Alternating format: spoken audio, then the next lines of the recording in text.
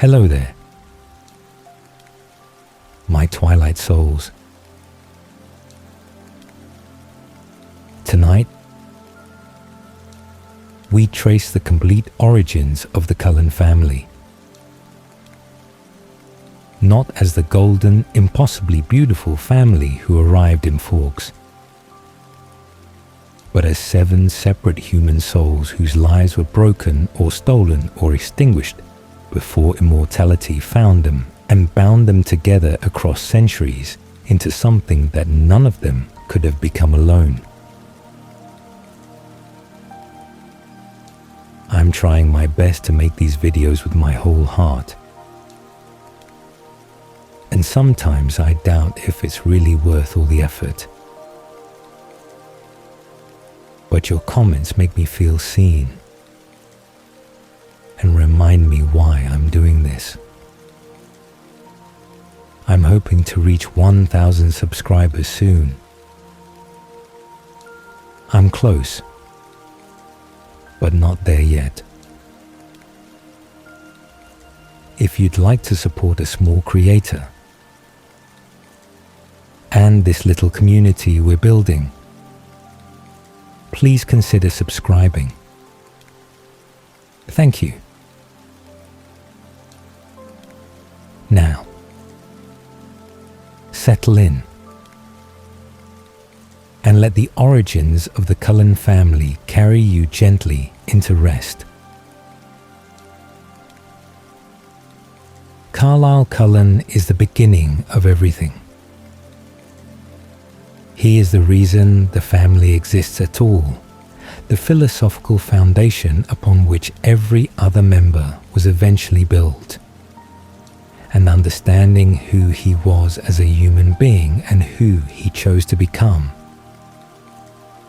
Across 3.5 centuries of immortal existence requires understanding the world that made him and the faith that sustained him through conditions that would have destroyed anyone with less conviction or with less genuine devotion to the belief that compassion was not weakness, but was the only meaningful form of strength available to a creature who could so easily have chosen otherwise. He was born in London in the 1640s, during a decade when England was consuming itself through civil war, and when the certainty of the established order had been replaced by the volatile and the provisional. The monarchy dismantled and the country governed by men who believed that religious conviction and political power were not merely compatible, but were identical, that doing God's work and doing the work of the state were one and the same enterprise, requiring the same tools and the same willingness to use force in the service of righteousness. The city he was born into was a place of genuine danger and genuine suffering. The poverty of its crowded parishes existing alongside the wealth of its merchant classes in the kind of proximity that made the gap between them visible and made the desperation of the poor a constant presence in the daily life of everyone who moved through London streets, regardless of which side of that gap they happened to occupy. Disease moved through the tenements with regularity and with indifference to the prayers of the people it consumed, and the fear that characterized daily existence extended beyond the physical into the spiritual, into the widespread and genuinely held belief that the world was populated not only by the poor and the criminal and the mad, but by creatures of supernatural malevolence whose presence among ordinary people required constant vigilance and constant willingness to act against them. His father was an Anglican pastor who participated in what passed for witch hunts in the London of that era, and it is important to understand that the elder Cullen was not a hypocrite and was not a man who used religious authority as cover for cruelty that he privately knew to be unjust. He believed He believed with the totality and the sincerity that genuine faith produced in men of his generation and his formation. His conviction that witches and vampires and werewolves moved among ordinary people and required identification and destruction, coming not from malice, but from a theological framework that was entirely consistent with everything his world had taught him was true. He led his hunts with the earnestness of a man doing necessary and difficult work, gathering his parishioners and his torches and moving through the parts of the city where the desperate and the different congregated, finding among them the people whose behavior or whose appearance or whose misfortune had made them targets of accusation, and bringing them to ends that he believed were mercy rather than murder,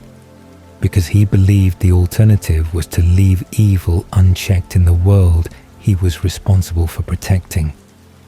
Young Carlisle absorbed this world and absorbed his father's faith, but he had inherited alongside the faith something that his father perhaps had less of, which was the quality of genuine inquiry, the refusal to accept conclusions that the evidence did not fully support, the intellectual discomfort with certainty that could not be examined, and with actions that could not be questioned. He assisted his father from an early age as boys of his station and his era were expected to assist their fathers in the work that defined the family's place in the community. But he watched the hunts with eyes that were already asking the questions his father had long since stopped asking, already noticing that the creatures being identified and condemned were not behaving the way that the theological literature described supernatural beings as behaving, and were not possessing the qualities that genuine monsters were supposed to possess. They were frightened. They were human in their fear in ways that troubled him, and that he did not yet have the framework or the authority to articulate as objection. His father's health began to fail in the latter years of Carlisle's adolescence, the older man's constitution weakening under the accumulated weight of years of work done in cold and damp conditions, and under the particular toll that absolute conviction extracted from the bodies of the men who carried it without relief, or without the permission to doubt that might have allowed some psychological ease. He passed the leadership of the hunts to Carlisle while the younger man was still in his early 20s, an act of trust and of necessity that placed on Carlisle's shoulders the full weight of responsibility for work that he was already questioning, but that he could not yet refuse without destroying everything his father had built and without repudiating a man he loved, even while he was moving away from everything that man believed. The hunt that changed everything began as the others had begun, with credible intelligence about an actual vampire coven that had been living in the sewers and the abandoned spaces beneath a particular section of the city. And this time the intelligence was accurate in ways that most of the previous intelligence had not been. Because this time the creatures being hunted were not frightened human beings whose poverty or whose difference had made them targets of accusation, but were genuinely what the hunters believed them to be. Carlisle led his group into the dark with torches and with the careful methodology his father had developed across decades of similar operations, and the coven they found was old and was experienced, and was not caught off guard by the approach in the way that human fugitives were caught off guard, their supernatural senses having given them ample warning, and their centuries of survival having taught them how to respond to threats from humans who did not fully understand what they were facing. The group scattered in the chaos that followed the discovery. the hunters breaking apart as the vampires moved among them with a speed that torchlight could not track and that human reflexes could not respond to. And in the confusion, Carlisle was bitten before he could understand what was happening to him and before he could do anything to prevent or to respond to the attack. The vampire who bit him disappeared into the dark immediately after, the bite not the killing blow of a vampire feeding, but the defensive strike of a creature that wanted to wound and disable rather than to consume. And Carlisle was left in the alley with a wound that he recognized immediately as the kind that his father's theology said admitted of only one consequence and only one response from the community that had just witnessed it occur. He hid. The decision to hide was instantaneous and was driven by the survival instinct that preceded all theological reasoning, and that told him clearly that revealing what had happened to the men around him would result in his death before the transformation could complete itself in whatever direction it was going to complete itself. He found a place to conceal himself, a storage cellar beneath a merchant's building where rotting vegetables and old crates provided cover, and where the darkness was complete enough that no casual inspection would find him. And he endured the 3 days of burning in absolute silence and in absolute isolation with only his faith and his terror for company, while the venom moved through him and remade everything he had been into something his father would have hunted without hesitation and without mercy.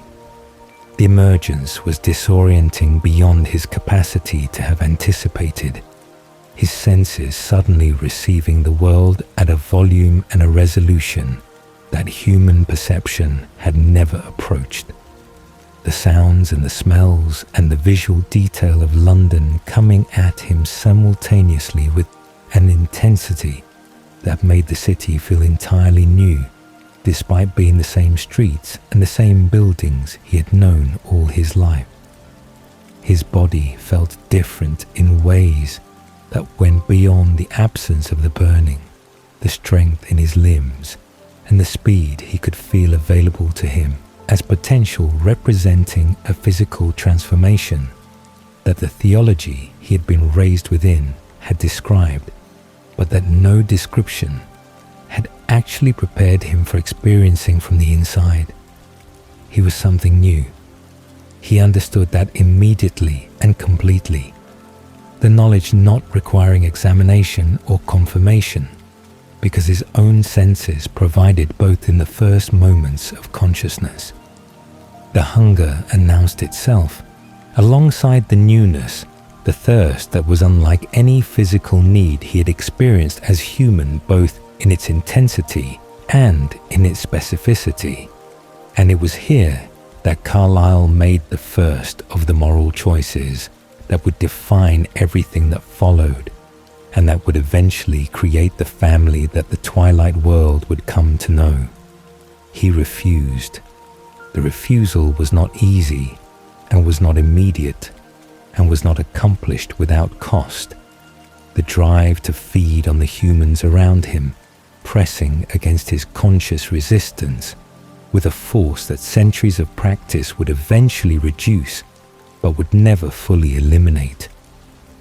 But he held against it with the same theological framework that had shaped his father's witch hunts, reoriented now toward a completely different purpose. The conviction that his soul was not yet lost, and that the actions he took in these first hours would determine whether that conviction was correct. He attempted, in the period that followed his transformation, to find ways to end the existence that had been imposed on him without his consent, the belief that death was preferable to immortality as monster leading him to throw himself from great heights and to walk into the ocean and to attempt other means of destruction that his new body refused to accommodate, because vampire physiology did not cooperate with the desire for self-destruction, regardless of how sincerely that desire was held. He starved himself with a determination that would have killed any human creature, and that produced in him only increasing agony without the death he was attempting to achieve. The thirst becoming something that occupied every moment of consciousness, and that eventually drove him from his chosen isolation into the forest outside the city, where the accident that would change everything occurred without intention and without planning. The deer whose blood he consumed in those first desperate moments was not a moral solution he had arrived at through reasoning, but was a discovery made through desperation, the animal blood easing the burning in his throat enough to allow thought to return and to allow the recognition that what he had just consumed was not human and was therefore compatible with the framework he was trying to construct for an existence he had decided to continue, if continuation could be made compatible with the values he refused to surrender. It was enough. It was not everything, not the complete satisfaction that human blood would have provided, and that a part of his biology never stopped wanting, but it was enough to sustain him, and it was enough to allow him to choose who he was going to be, now that the choice was fully his and fully available in ways it had never been when he was his father's son, conducting his father's hunts in his father's city. The decades that followed his transformation were spent in solitude and in education across Europe. Carlisle, moving through the great centers of learning and accumulating knowledge with the patience and the thoroughness that immortal time made possible, and that his genuine intellectual hunger made necessary. He studied medicine in the emerging tradition that was beginning to separate itself from superstition and from theology, and to establish empirical observation as its foundation, recognizing in the discipline not only practical utility, but a philosophical orientation toward the world that resonated with the questioning quality of his own mind,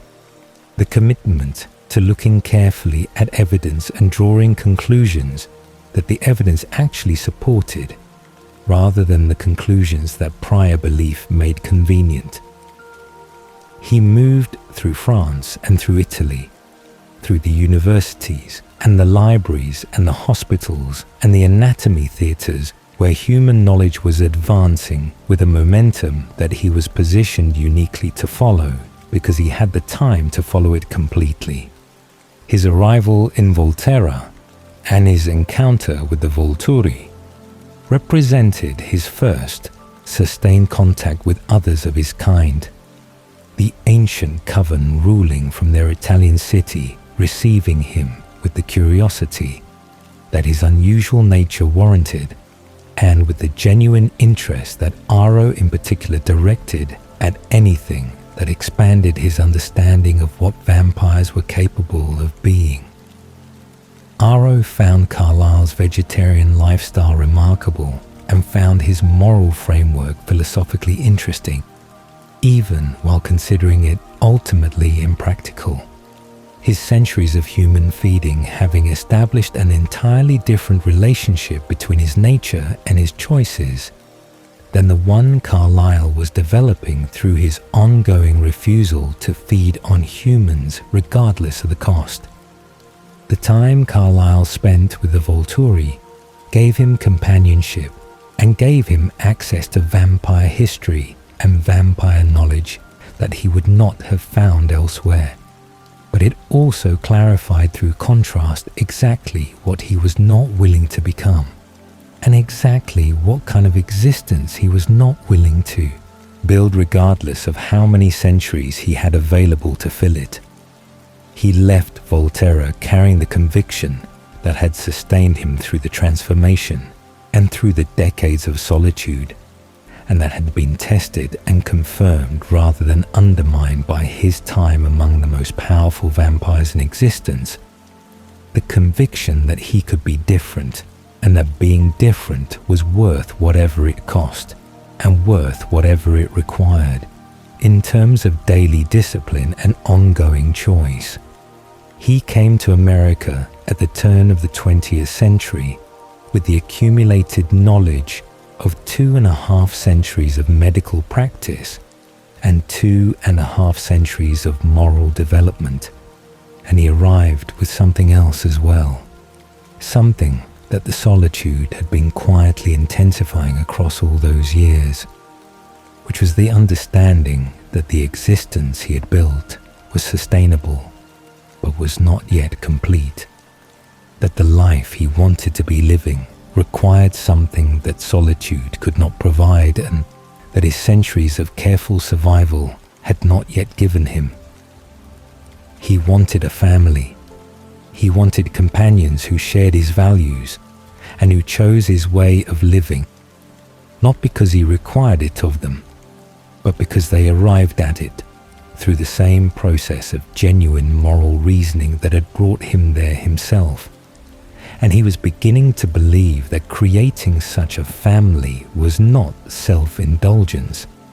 but was the truest expression of everything his 3 centuries of survival had been building toward. He arrived at the hospital in Chicago in 1917, carrying that readiness, though he did not yet know it, and the world was about to provide him with the first of the 7 broken souls, who would eventually answer the question that 3 centuries of solitude had been asking. Edward Anthony Mason was born on the 20th of June in 1901 in Chicago, Illinois, into a city that was simultaneously one of the most vital and one of the most brutal places in the United States, a metropolis that had rebuilt itself from the ashes of the Great Fire 30 years earlier and had emerged from that destruction as something louder and larger and more relentlessly ambitious than it had been before. Its stockyards and its steel mills and its sprawling immigrant neighborhoods, creating an urban landscape that embodied both the promise and the violence of American industrial expansion in ways that no other city in the country quite matched. Chicago in the early years of the 20th century was a place where fortunes were made and fortunes were lost with equal speed, where families from Poland and Italy and Ireland and a dozen other countries crowded into tenements and fought for work and for dignity, in conditions that the wealthy residents of the North Shore never witnessed and never needed to consider, and where the gap between the lives of the prosperous and the lives of the desperate was so wide and so permanent that it might as well have been a different city entirely, depending on which side of it you happen to inhabit. Edward Anthony Mason Sr. and his wife Elizabeth were among the comfortable and the fortunate, his legal career having established them in a household that was warm and was genuinely loving in ways that set the Mason family apart from the transactional arrangements that characterized so many marriages of their era and their class. Edward Sr. was not a man who had married for strategic advantage or for financial consolidation, and Elizabeth was not a woman who had accepted a husband because his prospects were adequate and his family name was acceptable. They had chosen each other with genuine feeling and had built a life together that reflected that genuine feeling in its daily texture, in the ease with which they moved through their shared domestic existence, and in the obvious affection that their son grew up watching and internalizing as his model for what love between two people was supposed to look like. This would matter enormously later, when Edward the Younger was trying to understand his own feelings and was trying to understand why the relationships he observed among humans so often fell short of what he believed love could be, his childhood having given him a standard against which everything else was measured, and against which so much of what he witnessed in other people's thoughts fell disappointingly short. The boy who would become the Cullens' eldest son in every meaningful sense was a child of unusual sensitivity and unusual intelligence, his teachers recognizing early that he processed information differently from other students and engaged with ideas at a depth that exceeded what his age would normally suggest was possible. He was not a child who was satisfied with surface explanations or with answers that closed questions rather than opening them. His curiosity reaching toward the deeper logic beneath things and toward the connections between ideas that other students his age had not yet learned to look for. He read voraciously and widely, his father's library giving him access to history and to literature and to philosophy that he consumed with an appetite that Elizabeth sometimes gently redirected toward sleep and toward meals and toward the ordinary rhythms of childhood that his intellectual intensity occasionally caused him to neglect. He was not a solitary child by nature, despite his seriousness, his sensitivity making him an attentive friend and making him the kind of person who noticed when others were struggling and who cared genuinely about what he noticed. But his depth made superficial connection unsatisfying and made the company of his books sometimes preferable to the company of peers whose interest did not extend beyond the immediate and the uncomplicated. The piano was the language he had found before he had the words to explain what he needed from it. His gift for music apparent from the first lessons his mother arranged when he was 6 years old, and obvious to everyone who heard him play before he was 10. Elizabeth had a modest musical ability herself and had wanted her son to have the instruction she had enjoyed as a child, her expectation being that he would develop competence and would find pleasure in it without any particular anticipation that the lessons would reveal a talent that went beyond ordinary childhood accomplishment into something that made his teachers fall quiet and listen rather than instruct. He did not merely play the notes his sheet music indicated. He heard things within the music that the composer had intended, but that most performers never fully found.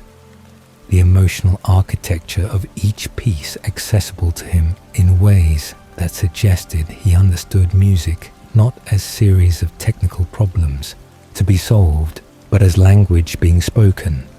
that he happened to be fluent in from birth. The piano would survive his transformation and would remain the one continuous thread between his human life and his immortal existence. The music persisting across the century, when almost everything else about Edward Mason the human being had been submerged beneath Edward Cullen the vampire. The war that erupted in Europe in 1914 reached Chicago through newspapers and through the conversations of men in his father's social circle. The abstract enormity of the conflict gradually becoming less abstract as American involvement became more inevitable, and as the young men of Edward's generation began to understand that the war was not something happening elsewhere to other people, but was something that would eventually reach into their own lives and demand something from them directly. Edward was 13 when the war began, and 17 when the United States entered the conflict in 1917, his age placing him at the precise threshold between boy and man that wartime always made treacherous, old enough to feel the pull of patriotic duty and the romantic appeal of military service, but young enough that the law required him to wait, and required his parents to breathe through the years of his adolescence without the immediate terror of a draft notice arriving at their door. He wanted to enlist. He told his father this with the seriousness and the conviction that characterized everything he said. His argument that the cause was just and that young men his age were serving and dying while he remained home carrying weight that felt to him like cowardice or like indifference.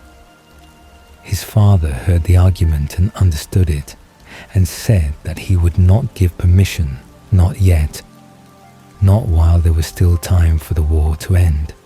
and for the need to dissolve before Edward reached the age when no one's permission would be required. The war ended before that age arrived. The armistice came in November of 1918, and the war that had consumed Edward's adolescent imagination and adolescent idealism concluded without his participation and without the military service that he had wanted and that his father had prevented. He was 17 years old when peace was declared, and was already understanding that the threat he had most feared was not the one that would actually end his human life. The influenza had arrived in Chicago before the armistice. The pandemic moving through the city's crowded neighborhoods with a speed and a comprehensiveness that overwhelmed the hospitals and overwhelmed the medical community's ability to respond. The disease presenting with particular cruelty in its targeting of young adults, whose immune systems mounted the aggressive responses that paradoxically made the illness most dangerous in precisely the patients who should have been most capable of surviving it. Edward Sr. was among the first in the family to fall ill, his deterioration rapid enough that the timeline between his first symptoms and his death collapsed into days that Elizabeth spent at his bedside, and that Edward spent watching his father disappear from the living world with a speed that grief could not keep pace with, and that shock made partially unreal even while it was happening. The loss of his father reoriented Edward's entire understanding of his world in the days that followed.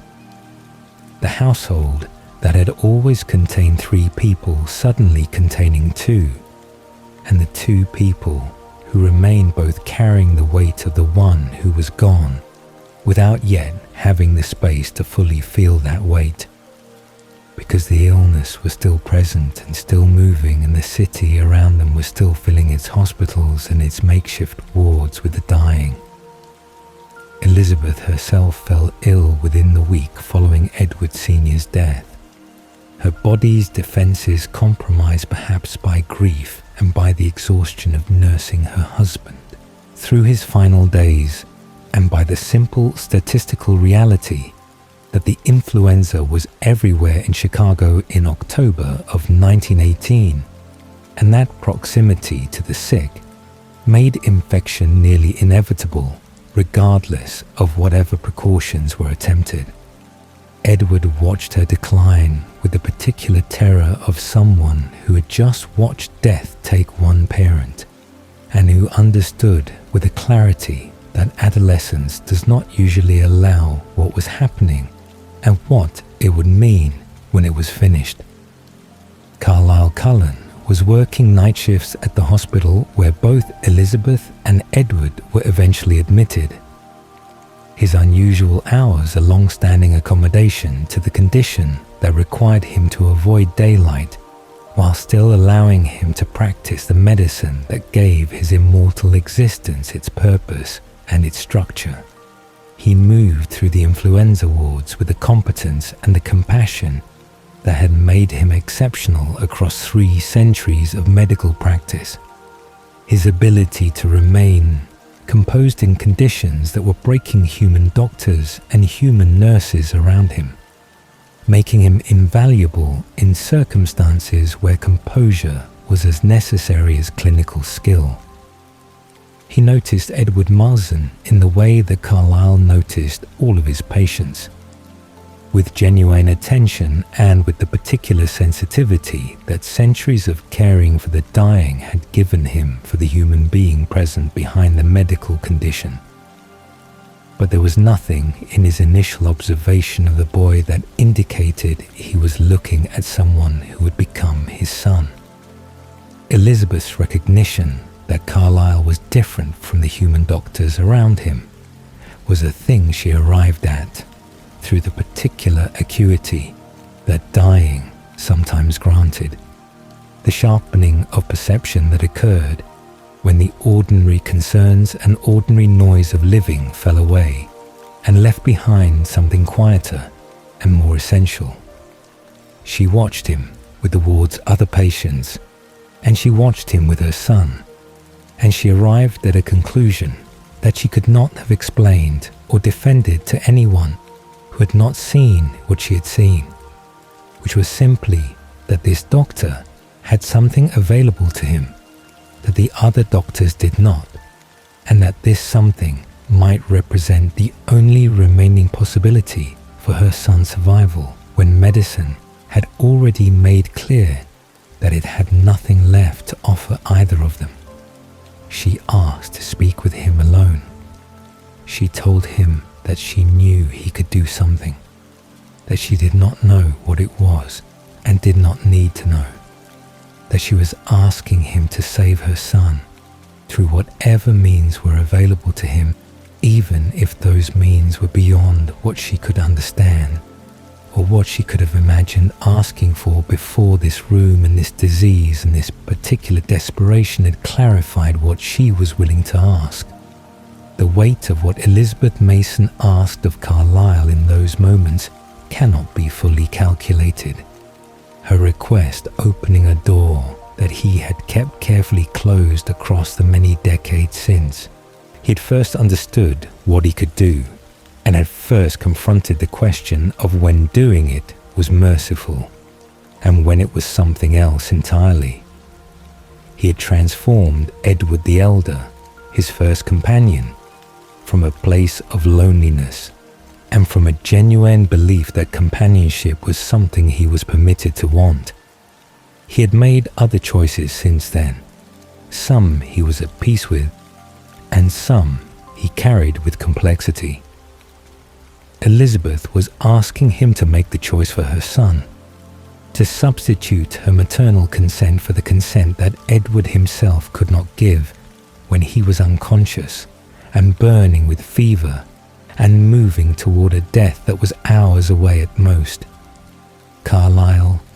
looked at the boy in the bed and looked at the extraordinary face that the fever had not yet managed to erase, and listened to Elizabeth Mason ask him to save her child, and he made the decision that would bind Edward to him for every century that followed. Elizabeth died before the transformation was complete. Edward did not know this for some time, his 3 days of burning rendering him insensible to everything except the fire moving through him and remaking him from the cellular level outward, with a thoroughness that left nothing of his human biology unchanged, and that ended his human life as completely as the influenza would have ended it if Carlisle had not intervened. The venom moved through his veins with a particular efficiency that Carlisle had learned to observe across his previous transformations, each stage of the process following the pattern he recognized while Edward's body fought and surrendered and was remade in the darkness of the room Carlisle had moved him to, when it became clear that the hospital was no longer the right setting for what was happening. He stayed with Edward throughout, his presence continuous, and his voice occasionally finding its way through the fire to explain what was coming and to promise that it would end. The first sound Edward heard as a vampire was Carlisle's thought, not his voice but his actual thought, the inner monologue of the man sitting beside him arriving in Edward's newly awakened mind with a clarity and a volume that made him flinch backward against the bed before he understood what he was receiving, and before he understood that the sound was not external but internal, that it was not Carlisle speaking but Carlisle thinking, that his own mind was somehow open to the private mental activity of every person within range, and that the silence he had expected upon waking from 3 days of fire was not silence at all, but an overwhelming flood of consciousness that belonged to other people and that he had no idea how to close the door against. The gift that his human sensitivity had become in its vampire form arrived without instruction and without warning. The telepathy immediately the most disorienting and the most defining aspect of his new existence. The ability that would shape everything about how he moved through the world and how he understood other people and himself for the next century and beyond. Carlisle's thoughts were kind and were careful and were saturated with guilt about the pain he had caused, and with genuine love for the young man he had made his son. And reading those thoughts in their raw, unedited form before Carlisle could shape them into words and present them as speech, gave Edward an intimacy with his maker's inner life that no human relationship had ever offered, and that no human relationship could have survived. He heard Carlisle's fear that he had made a terrible mistake, and his simultaneous conviction that the alternative had been worse. And he heard the loneliness of centuries that had shaped the decision to transform Edward into companion as well as into mercy. And he heard the love that was already there and that had formed with a speed that startled even Carlisle when he examined it honestly. Edward heard all of this before he had spoken a single word as a vampire, before he had sat up or looked in the mirror or understood fully what had been done to him. And what he heard made it impossible to be as angry as he might otherwise have been at the man who had made this choice without his consent. The grief for his parents came later, when the initial disorientation of new senses and new abilities had settled enough to allow grief its proper space. The loss of his father and his mother arriving as a weight that immortal existence did not lighten and did not transform, but simply preserved intact across the years that followed. He would carry them unchanged for the next century, because vampire memory did not fade and did not soften the way human memory mercifully did. Every detail of their faces and their voices available to him with perfect fidelity whenever he chose to look for it, or whenever something in his environment called it forward without his choosing. The boy, who had wanted to go to war and had been kept safe at home by his father's refusal, had ended up losing everything anyway, not to the guns of Europe, but to a disease that had not distinguished between the protected and the exposed, between those who had planned carefully and those who had not planned at all. Esme Ann Platt was born in 1895 in Columbus, Ohio,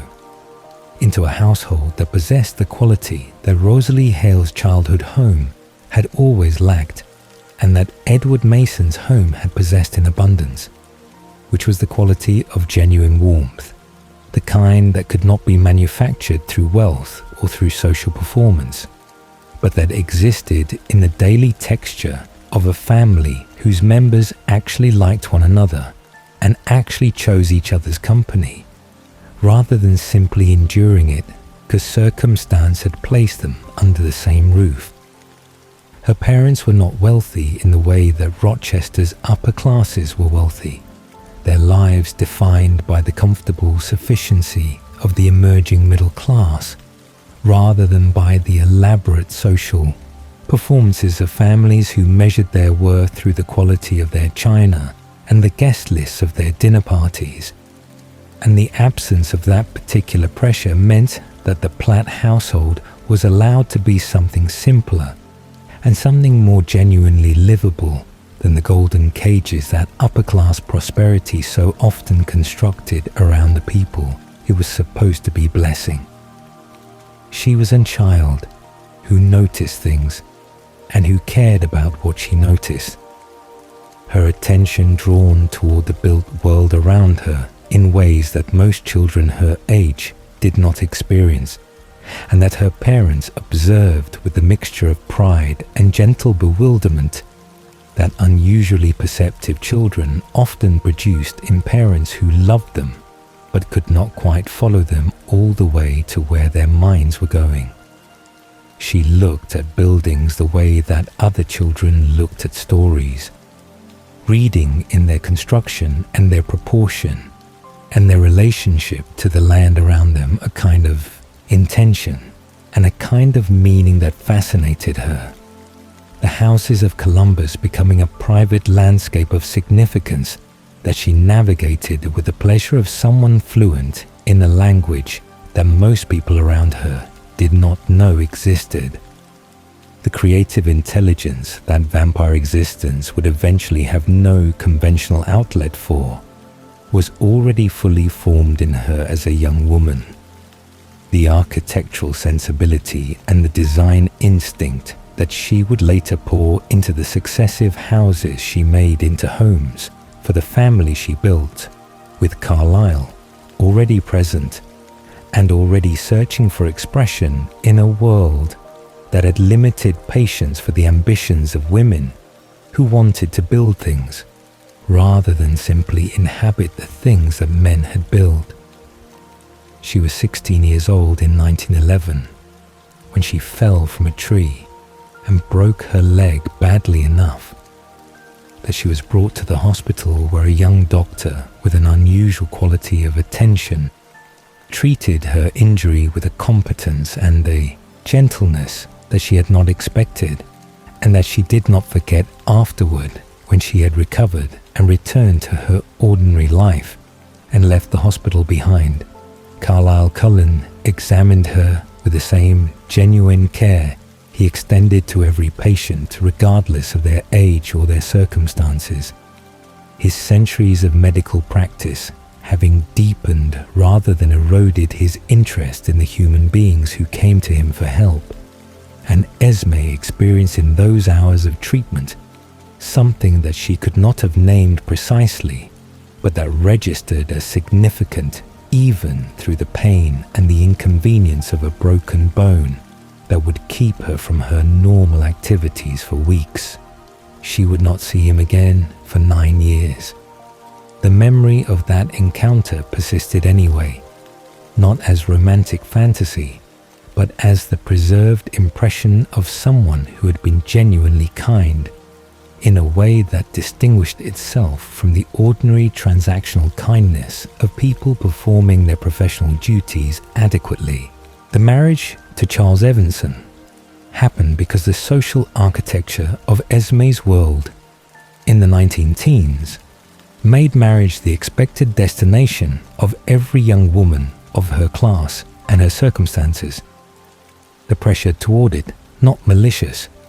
but structural, built into every assumption that her community made about what a woman's life was supposed to look like and what constituted success and failure for someone of her age and her background. Charles came from a family that was considered appropriate. His prospects were considered adequate, and the courtship proceeded through the established channels that produced unions in that era, without any of the participants necessarily examining too carefully whether the foundation was sound or whether the two people being joined together were genuinely suited for the life they were being asked to build. Esme entered the marriage with the optimism that youth and limited information made possible. Her genuine desire for the family life that she had always imagined creating for herself, producing hope that the evidence, had she been positioned to evaluate it clearly, might not have fully supported. Charles Evanson was an abusive man, and the violence in their marriage began before Esme had the context or the support to understand fully what was being done to her, and before she had any framework for the recognition that what was happening in her home was not a private failure of her own, but was a crime being committed against her by someone who had decided that his authority over her extended to her body and to her safety and to everything she possessed, including her sense of her own worth and her own right to exist without fear inside the walls of her own house. The social structures that surrounded her provided no meaningful assistance and no meaningful permission to leave. The legal framework of the era, treating domestic violence as a matter between husbands and wives that courts and communities had no business intervening in. The religious framework suggesting that marriage was a covenant that suffering did not dissolve, and the practical framework offering no financial independence and no safe destination for a woman who walked away from her husband in an era when walking away meant walking into a poverty and a social stigma that would follow her permanently. She endured it with the quiet resilience that became her defining characteristic, the capacity for survival under unbearable conditions that would later manifest in her vampire existence as the extraordinary ability to extend love and warmth and stability to others, even while carrying her own history of damage that had never been properly acknowledged or properly healed. The pregnancy that came during the marriage became the center of her emotional world, in the way that only children could become the center for someone who had wanted family as deeply and as genuinely as Esme had always wanted it. The baby representing not only new life but the specific kind of love she had always believed she was capable of giving, and that Charles had never allowed her to give to him, and that she had never allowed herself to fully withdraw, despite everything he had done to discourage it. The baby boy lived for 3 days. He was healthy at his birth and then was not. The swift and unexplained deterioration that claimed him following no pattern that the doctors who attended him could explain or prevent. And his death left Esme in a place of grief so complete and so total that it dissolved the last remaining reason she had constructed for continuing the life she was living. The baby had been the answer to the question of why she was enduring what she was enduring. And without the baby, the question had no answer, and the endurance had no purpose, and the life that remained available to her within the terms that Charles and society and the law had established felt not merely unbearable, but genuinely impossible in a way that she could not reason her way out of or survive her way through. She left Charles after the baby's death. The leaving was not planned and was not supported and was not safe in any of the ways that leaving an abusive marriage required support and required safety to be survivable. But she left because remaining had become something her body and her mind refused to continue doing, regardless of what the social architecture around her insisted was required of her. She made her way to Ashland, Wisconsin, a distance and a destination that the canon record does not fully explain, but that speaks to the desperation and the determination of a woman who was moving away from something rather than towards something, and who needed the movement itself more than she needed a clear destination. The cliff above Ashland existed, and she went to it, and she jumped, her decision made not in a moment of impulse, but in the exhausted conclusion of a woman who had survived everything she could survive and had arrived at the edge of what survival was worth. She did not die from the fall in the way that she had expected to die, her body's heartbeat persisting at a frequency so faint that the people who found her and brought her to the hospital believed they were transporting a corpse that had not yet fully recognized its own condition. And it was in that hospital, in that state, that Carlisle Cullen looked down at the woman on the table before him and recognized the girl he had treated for a broken leg 9 years earlier. His decision to transform her was made in the compressed urgency of the seconds available, his assessment of her injuries telling him that human medicine had nothing to offer and that her heartbeat was counting down toward a silence that would arrive very soon without intervention of the kind that only he could provide. He thought of her as he had known her, the 16-year-old with the bright, careful eyes who had asked him questions about her injury with genuine curiosity rather than simply enduring his examination in anxious silence. And he made the choice that Esme had not made for herself, which was that she deserved to continue existing and that the existence available to him to offer her was better than the nothing that was otherwise arriving. She endured the 3 days of transformation in the hospital room he had secured for her, and when the burning ended and the silence came and she opened her eyes onto a world that was suddenly and overwhelmingly new in every sensory dimension, the first face she saw was the one she had remembered across 9 years and 1 broken marriage and 1 lost baby and 1 cliff in Wisconsin, and something in her that had been bracing for more loss found instead something it had not been expecting, which was the particular relief of recognizing that the person beside her was someone she already knew to be genuinely kind. Rosalie Lillian Hale was born on the 11th of September in 1915 in Rochester, New York, into a family whose entire emotional architecture was organized around her appearance in ways that shaped her understanding of her own value before she was old enough to question whether that understanding was accurate or whether it was simply the story that the people around her needed her to believe because it was useful to them. Her father was a banker and her mother was a woman of fierce social ambition, and between them they had produced a daughter whose physical beauty was so extraordinary and so apparent from infancy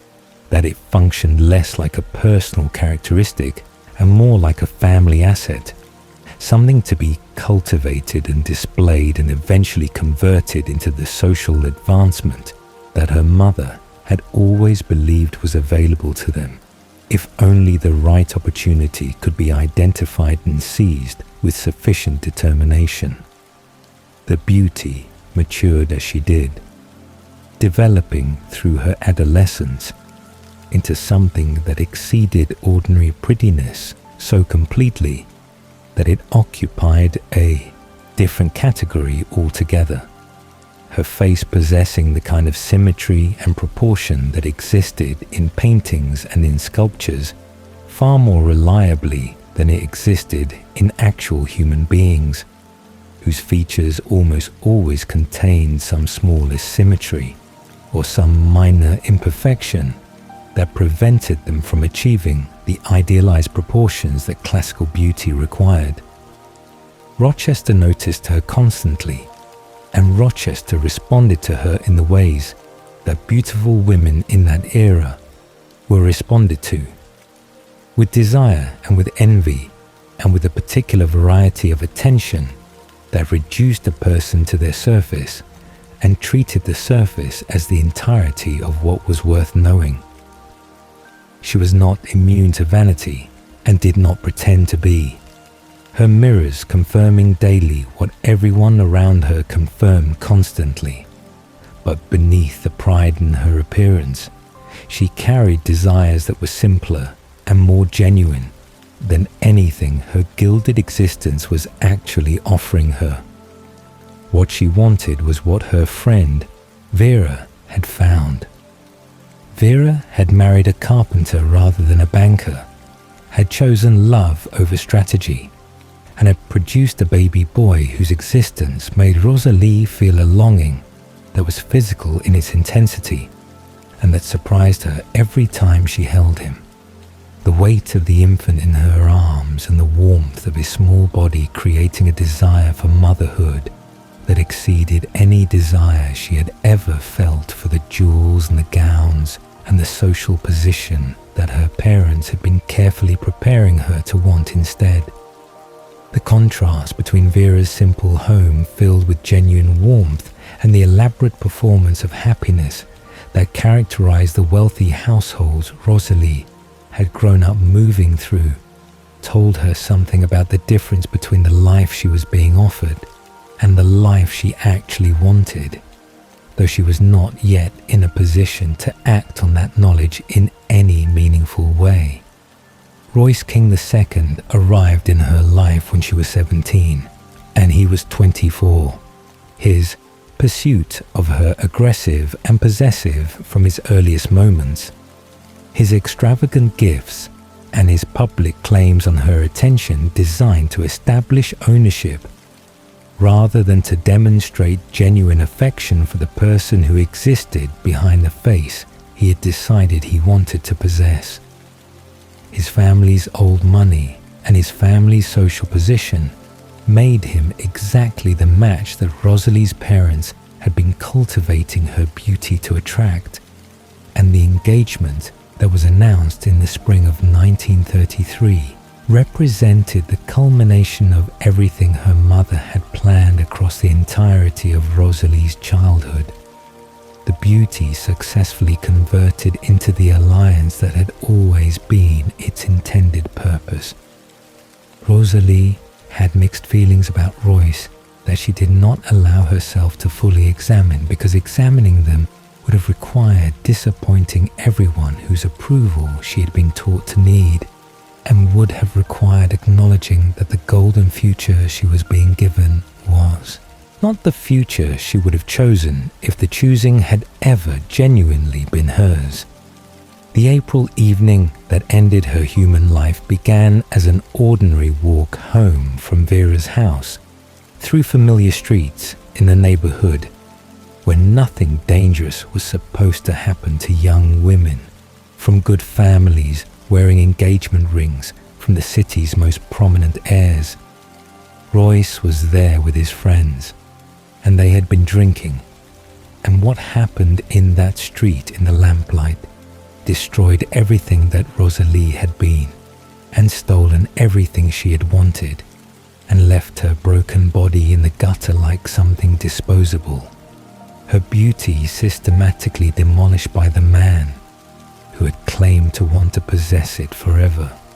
The central terrible irony of her human life delivered in a single night of violence that her attackers treated as entertainment, and that she experienced as the absolute end of every future she had ever imagined for herself. Carlisle found her when the street was dark and empty, her body barely alive, and her injuries so extensive that human medicine could not have offered anything except a more attended death than the one she was already in the process of dying alone on the cobblestones. He recognized immediately that she was beyond saving through any conventional means, and he made the decision that he had made before and would make again. The decision that was simultaneously mercy and condemnation, carrying her through the night to his home and introducing into her ruined body the venom that would spend 3 days remaking her into something that would survive indefinitely but would never be human again. The awakening brought her face back and brought her beauty back, the transformation having restored and then exceeded what Royce's violence had destroyed, her reflection in the mirror showing her something so flawlessly and unnaturally perfect that even she could recognize it as belonging to a different category than human beauty, the loveliness too extreme and too complete to be natural even when it appeared natural to eyes that could not detect the subtle wrongness that marked all vampire appearance. She understood immediately and completely what had been taken from her. The immortality stretching ahead, without end, representing not the gift that Carlisle had intended,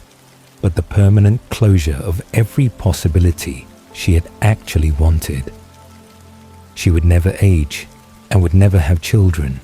and would never hold a baby of her own, with the same aching desires she had felt holding Vera's son in that warm and simple house that now existed in a human world she could never return to. Her rage at Carlisle was genuine and was sustained, his good intentions providing no meaningful comfort when the result of those intentions was an existence she had not chosen and did not want, and he accepted the rage with the patience and the guilt of a man who understood that her anger was not irrational, and who had never claimed that his decision had been without cost. She followed his vegetarian philosophy not from moral conviction in those early months, but from the refusal of her pride to allow her to become the kind of monster that would have justified what Royce had done to her. The aesthetic revulsion at killing humans providing a boundary that her deeper moral development would eventually reinforce and eventually make genuinely her own. The 2 years between her transformation and her revenge were spent learning to control what she had become, while planning the methodical destruction of the men who had destroyed her. The wedding dress she had made for the killings, a deliberate and considered symbol of the future they had stolen. The white fabric and the traditional design representing the bride she had been supposed to become,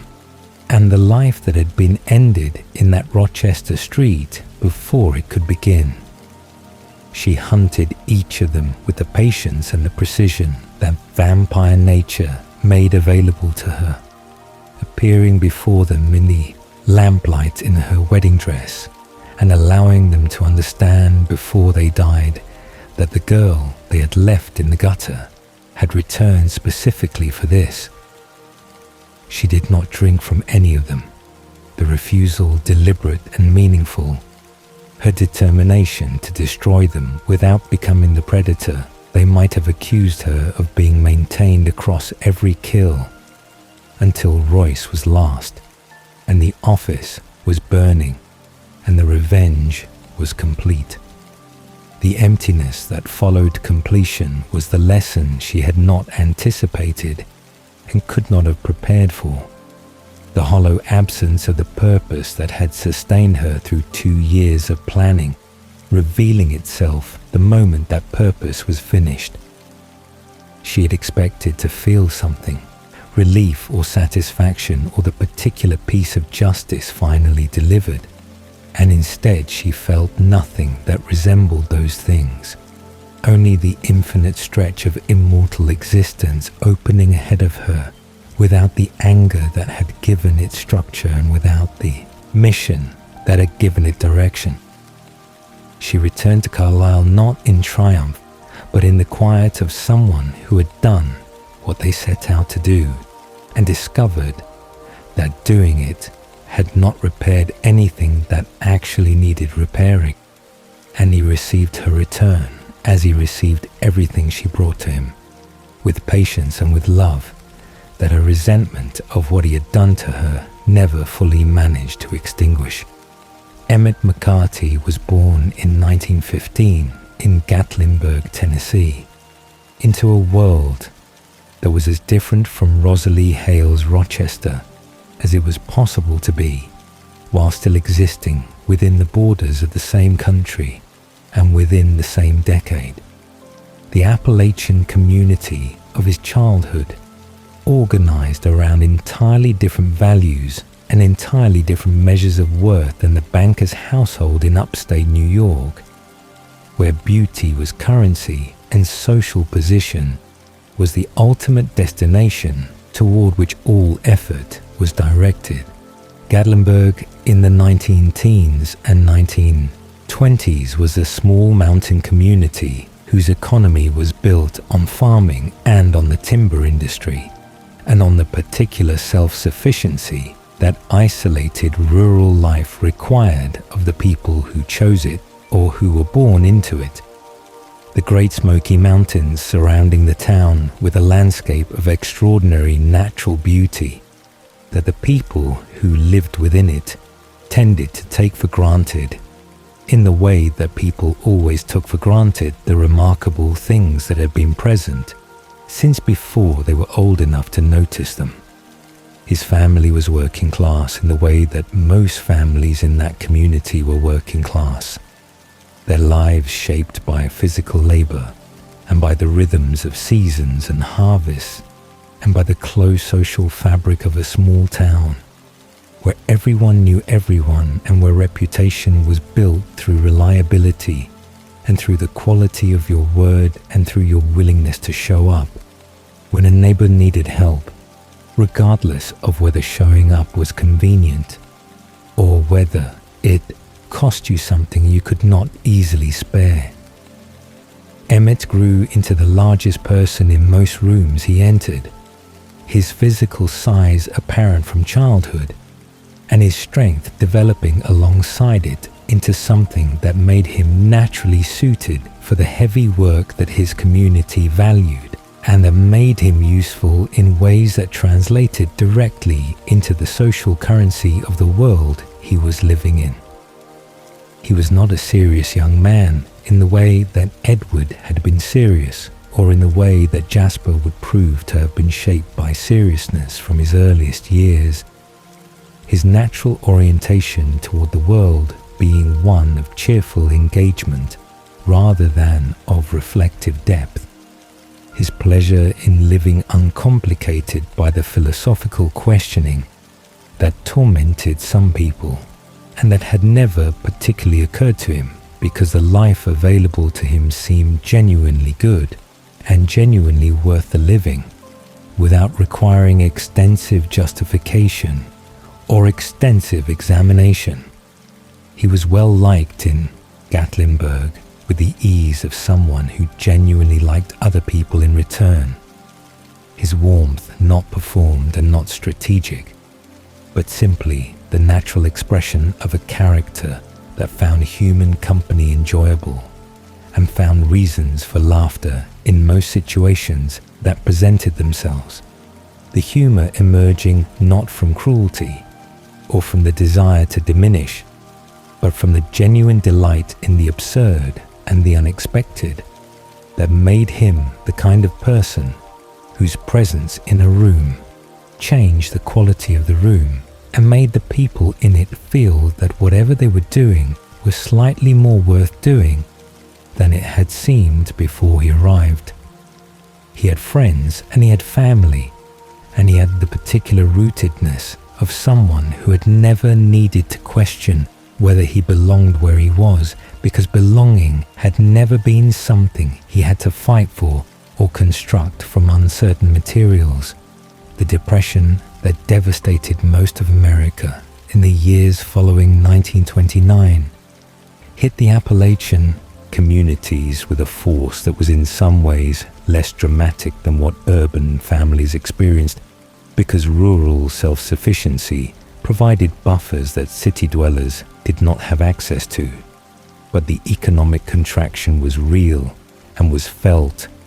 and it shaped the texture of Emmett's young adulthood in ways that made the hunting trips into the Smoky Mountains more than recreational. The game he brought back from those trips, contributing meaningfully to what his family had available to eat, during years when meaningful contribution mattered more than it had during more prosperous times. He was good at hunting in the way that he was good at physical things generally. His patience in the field and his knowledge of the mountain terrain combining with his natural athleticism to make him an effective and reliable provider for the people who depended on what he came back with. The hunting trip in 1935 that ended his human life began as the others had begun, with early morning, preparation and the familiar path into the mountains and the particular quality of attention that the wilderness required of anyone moving through it who wanted to find game rather than simply spend a day walking. He was alone on this trip, having gone out without companions in the way that experienced hunters sometimes did when they wanted the particular freedom of movement that solitude in the mountains allowed, and the black bear that found him had not been part of his plan and had not announced its approach in any way that gave him the time or the positioning to respond effectively to what was happening before it was already happening and already severe. The attack was fast and was overwhelming, the bear's size and strength exceeding what Emmett's considerable physical capabilities could manage in the moment of surprise, and without the preparation that an anticipated encounter might have allowed. The animal's claws and weight and force inflicting injuries that accumulated faster than his body could absorb them, and that left him on the ground in the mountain wilderness bleeding in ways that he understood, with the practical clarity that serious physical trauma sometimes produced, were beyond what he was going to be able to address on his own, or survive long enough to seek help for from anyone in a position to provide it.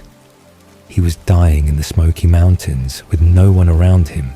and with the afternoon light coming through the trees above him in the particular way that afternoon light came through old-growth forest,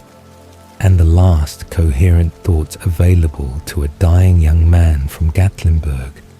were probably not so different from the last coherent thoughts of any young person confronting an end that had arrived much earlier than expected.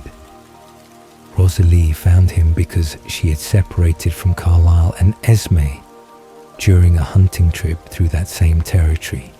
following the scent of deer through terrain that had taken her further from their planned route than she had intended. And when she came upon the massive young man bleeding on the ground in the forest, she stopped because something in his face stopped her before any conscious decision to stop had been made. The innocence in his expression was what she would later say had halted her. The particular quality of his face in his dying stillness reminding her of Vera's baby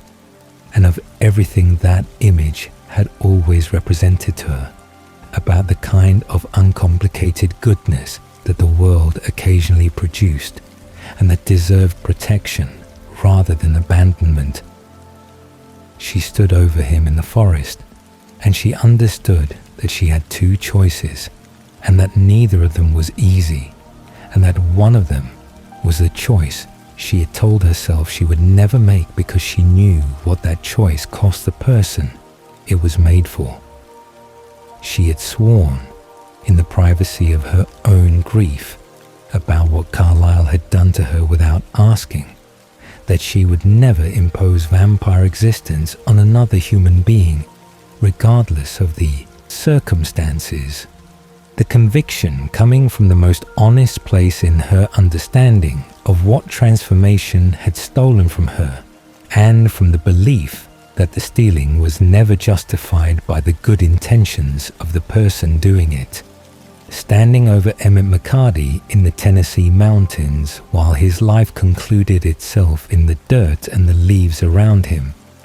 she found that conviction in direct conflict with something that was equally powerful and equally honest, which was the recognition that she did not want him to die, and that the wanting was not abstract, but was immediate and was urgent in a way that she had not felt about anything in the 2 years since her revenge had left her hollow and purposeless.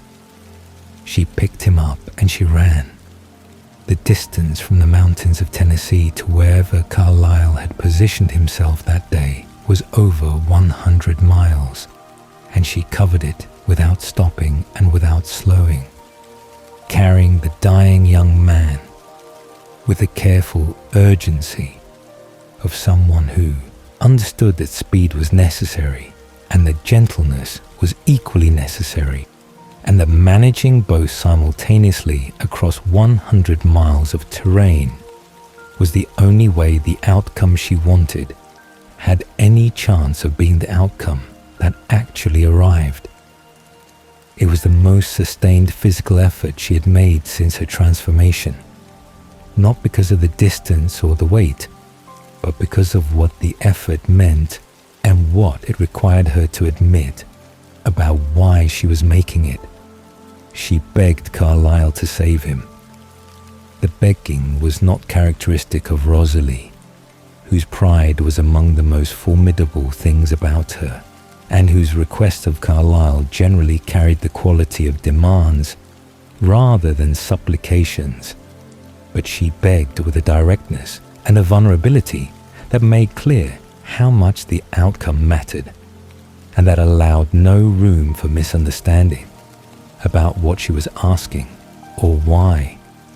Carlisle examined Emmett's injuries with the thoroughness of 3 centuries of medical practice and confirmed what Rosalie already knew, which was that human medicine had nothing to offer, and that the only intervention available was the one she was asking him to perform. And he agreed because she asked, and because the young man on the table before him was dying, and because Carlisle had never been able to look at someone dying and choose without very good reason not to intervene. The 3 days of Emmett's transformation were the first time Rosalie had been present on the other side of that process, waiting outside the room and listening to someone else endure what she had endured in the cellar where Carlisle had hidden her. The sounds he made connecting her to her own transformation through a visceral recognition that made the waiting both deeply painful and deeply important to her, as though her presence outside the door was the least she could offer him for the suffering she had caused by choosing to save him rather than choosing to let him go. He opened his eyes onto a world remade by vampire senses, and the first face he saw was hers, and the devotion that formed in those first moments of his new existence was instantaneous and was absolute and was entirely uncomplicated in the way that almost nothing about the Cullen family's emotional lives was uncomplicated. He loved her immediately and completely, not because of her beauty, though her beauty was the most extraordinary thing he had ever seen, but because she was the face that had been present at the moment his life had been given back to him, and because something in him recognized her as the reason he was still in the world at all. He was also, to the profound bewilderment of everyone in the household, who had watched 3 other vampires wake into horror, or into rage, or into disorientation, immediately and genuinely delighted to be a vampire. His joy at his new strength and his new speed, and his enhanced senses so unaffected and so complete, that Carlisle observed him with something approaching amazement, and Rosalie observed him with the particular mixture of irritation and helpless warmth that he would produce in her for every decade that followed. Mary Alice Brandon was born in 1901 in Biloxi, Mississippi, into a world that had very little patience for girls who saw things that had not happened yet, and who spoke about those things with the matter-of-fact certainty of someone reporting on events that were simply true, regardless of whether they had occurred, yet in the linear sequence that everyone else was obligated to experience time within. The American South in the early years of the 20th century was a place of rigid social architecture, its hierarchies of race and class and gender enforced through customs and through laws and through the 1,000 daily transactions of community life that taught people from their earliest years exactly where they stood and exactly what was expected of them and exactly what the consequences were of failing to inhabit the position that birth and gender and circumstance had assigned them. Being born a girl in that world meant inheriting a particular set of permissions and a particular set of prohibitions that shaped the available futures before a child was old enough to understand that futures were something that could be shaped at all. And being born a girl who saw visions meant inheriting all of those constraints alongside an additional one that had no established social category and no established response except fear. Her family's specific circumstances in the canon record are incompletely documented. Her mother present in her early childhood and her father remarrying at some point. The stepmother who entered her life bringing with her the fear of Alice's visions that would eventually become the instrument of Alice's institutionalization, and that represented the most devastating possible response to a gift that was in itself neither harmful nor malevolent, but that looked to people without the framework to understand it, exactly like the kind of spiritual affliction that required intervention rather than acceptance. Alice had been having visions since before she had the language to describe them. The images of things that had not yet happened arriving with the clarity and the detail of memory rather than with the gauzy imprecision of imagination, presenting themselves to her as simply true in the way that the chair in the kitchen and the sound of her mother's voice were simply true. Facts about reality rather than departures from it. She did not fully understand why other people did not have access to the same information she had access to, and the gradual discovery that her visions were not a normal feature of human experience arrived alongside the discovery that other people's response to them was not curiosity or appreciation, but something closer to the fear that people directed at things they could not categorize and could not control. The visions were not perfectly reliable even in those earliest years of her gift, their accuracy dependent on the decisions of the people she was seeing, and therefore subject to revision when those people changed their minds and altered the futures she had already observed. A characteristic of her ability that she would spend decades learning to account for, and that would occasionally produce the particular frustration of having been completely certain about an outcome that the agency of the people involved had then quietly dismantled. But they were clear, and they were frequent, and they were specific enough that the people around her who witnessed them could not easily dismiss them as childhood fantasy or as coincidence. When the things she described came to pass with the precision and the detail that genuine precognition produced, and that lucky guessing could not reliably replicate across dozens of instances over the course of years, the asylum to which her family committed her was one of the institutions of the early 20th century American South, whose function was far more closely aligned with the containment of inconvenient people than with any genuine therapeutic mission. Its wards populated by the poor and the different and the troublesome and the simply unlucky, who who had ended up there through a variety of pathways that the era's medical and legal systems made distressingly easy to traverse in one direction and nearly impossible to traverse in the other. Commitment required very little justification when the person being committed was a young woman whose family found her behavior alarming and whose community had no framework for what she was experiencing. And Alice entered the institution as a teenager and experienced within its walls the particular dehumanization that such places specialized in, the stripping away of name and history and individuality that began with the admission process and continued through the routines and the treatments and the daily administration of an environment designed to process human beings as problems requiring management rather than as people requiring care. She lost her name inside the institution,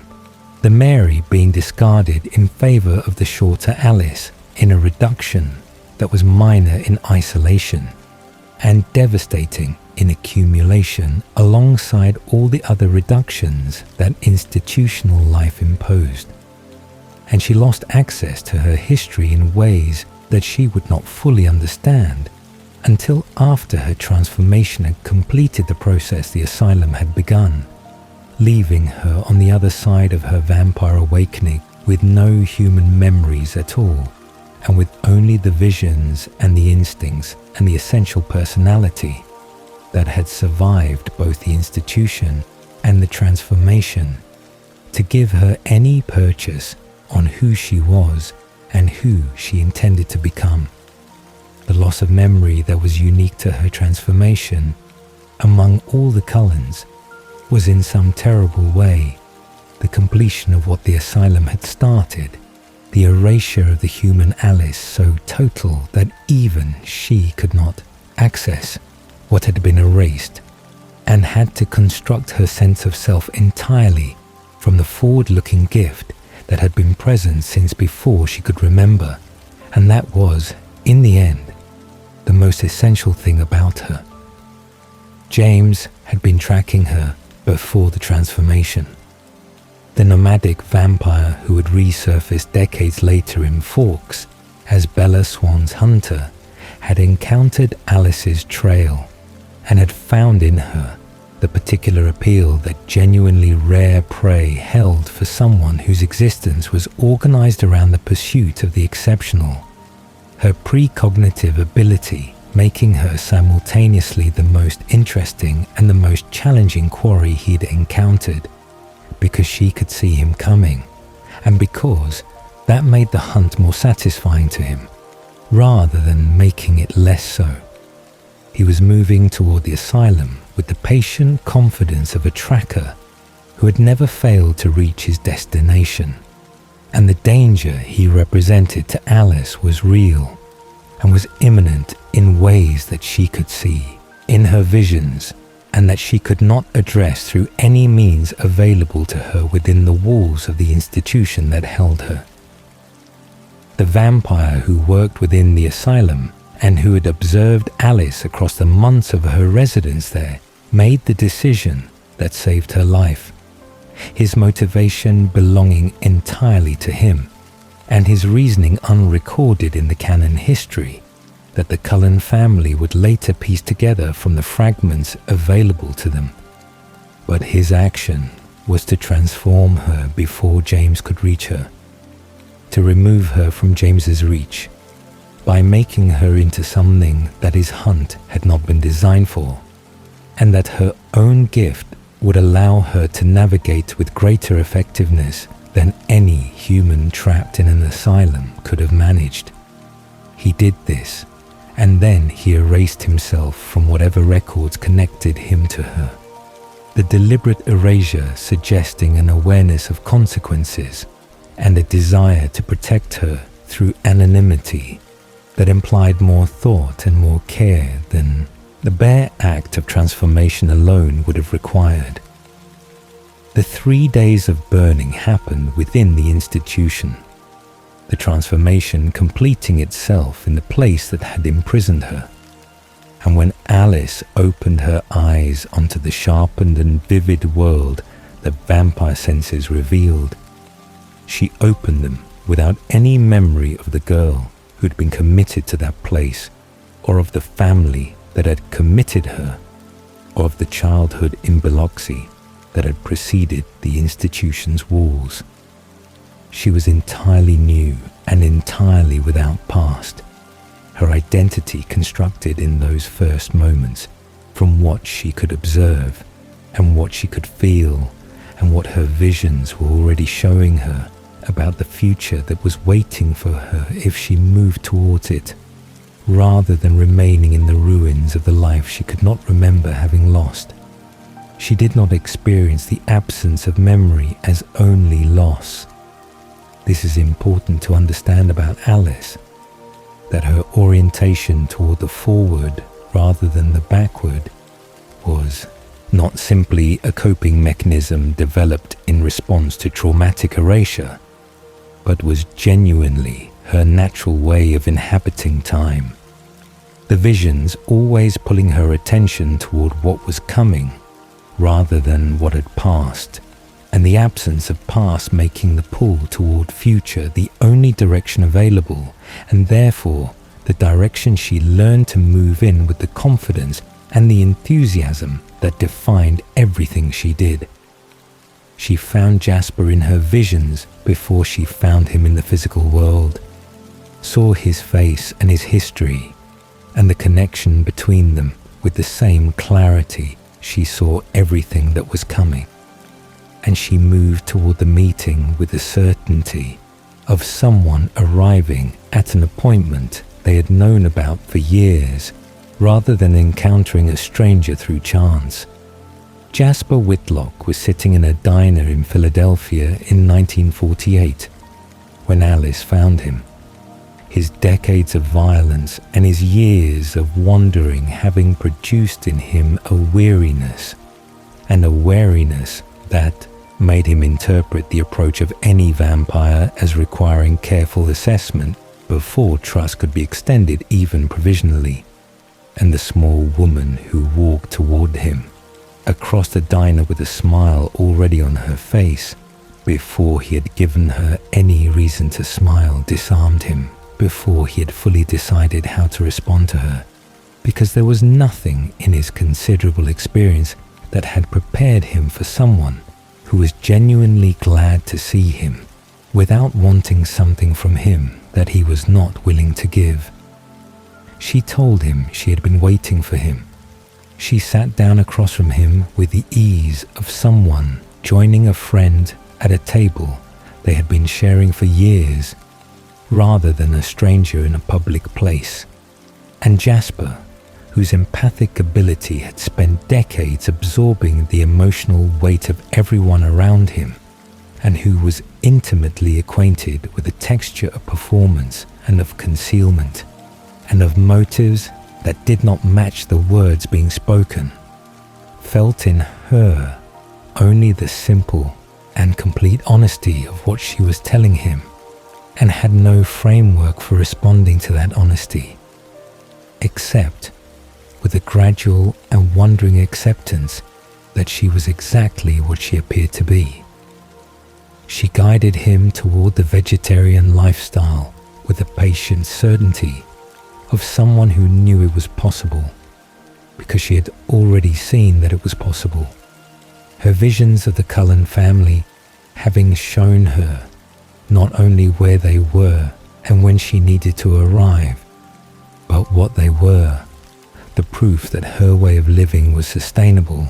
and was not the impossible ideal that Jasper's experience might otherwise have told him to distrust. The Cullens were already in her future before she sought them out, already her family in every vision she had seen of the life that was waiting for her. And she arrived at their door in 1950 with Jasper beside her, and with the absolute confidence of someone coming home to a place they had dreamed about long enough that the dreaming and the arriving had collapse into a single continuous experience of recognition. Jasper Whitlock was born in 1844 in Houston, Texas, into a world that was still deciding what it was going to be. The Republic of Texas having been absorbed into the United States less than a decade before his birth, and the state still carrying the particular identity of a place that had governed itself and had fought for itself and had developed through that experience a cultural self-understanding that set it apart from the older states of the East, and that made its people feel themselves to be something distinct and something forged rather than simply inherited. The South that shaped Jasper's childhood and adolescence was a world of rigid hierarchies and fierce loyalties, and a particular conception of honor that was less about individual moral rectitude than about the performance of duty toward the community and the cause that one's birth had assigned. The culture producing men who understood themselves primarily in relation to the obligations they carried, rather than in relation to the interior lives they might otherwise have developed if the world around them had valued interiority, rather than action and reflection, rather than commitment. His family occupied a comfortable position within that world, their circumstances providing him with the education and the social formation that prepared a young man for the roles that respectable Southern society had available for its sons, and Jasper absorbed that formation with the particular thoroughness of someone whose intelligence was genuine and whose social instincts were unusually acute from his earliest years in ways that his family noticed and that his community rewarded, without either being in a position to explain or to fully understand the source of what they were observing. His ability to read the people around him and to understand what they needed and what they feared and what would move them in the directions he wanted them to move operated from childhood as a natural gift that he had no framework for understanding as unusual, because it had always simply been the way he experienced other people, as open books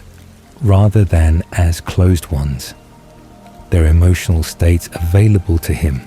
with a directness and a clarity that human perception did not normally provide, and that he therefore assumed, in the absence of any evidence to the contrary, was simply how everyone experienced the social world, and that other people were simply less attentive to or less willing to act upon than he was. The consequence of this gift in practical terms was that Jasper was unusually effective at everything that required understanding and managing other people. His schooling and his social navigation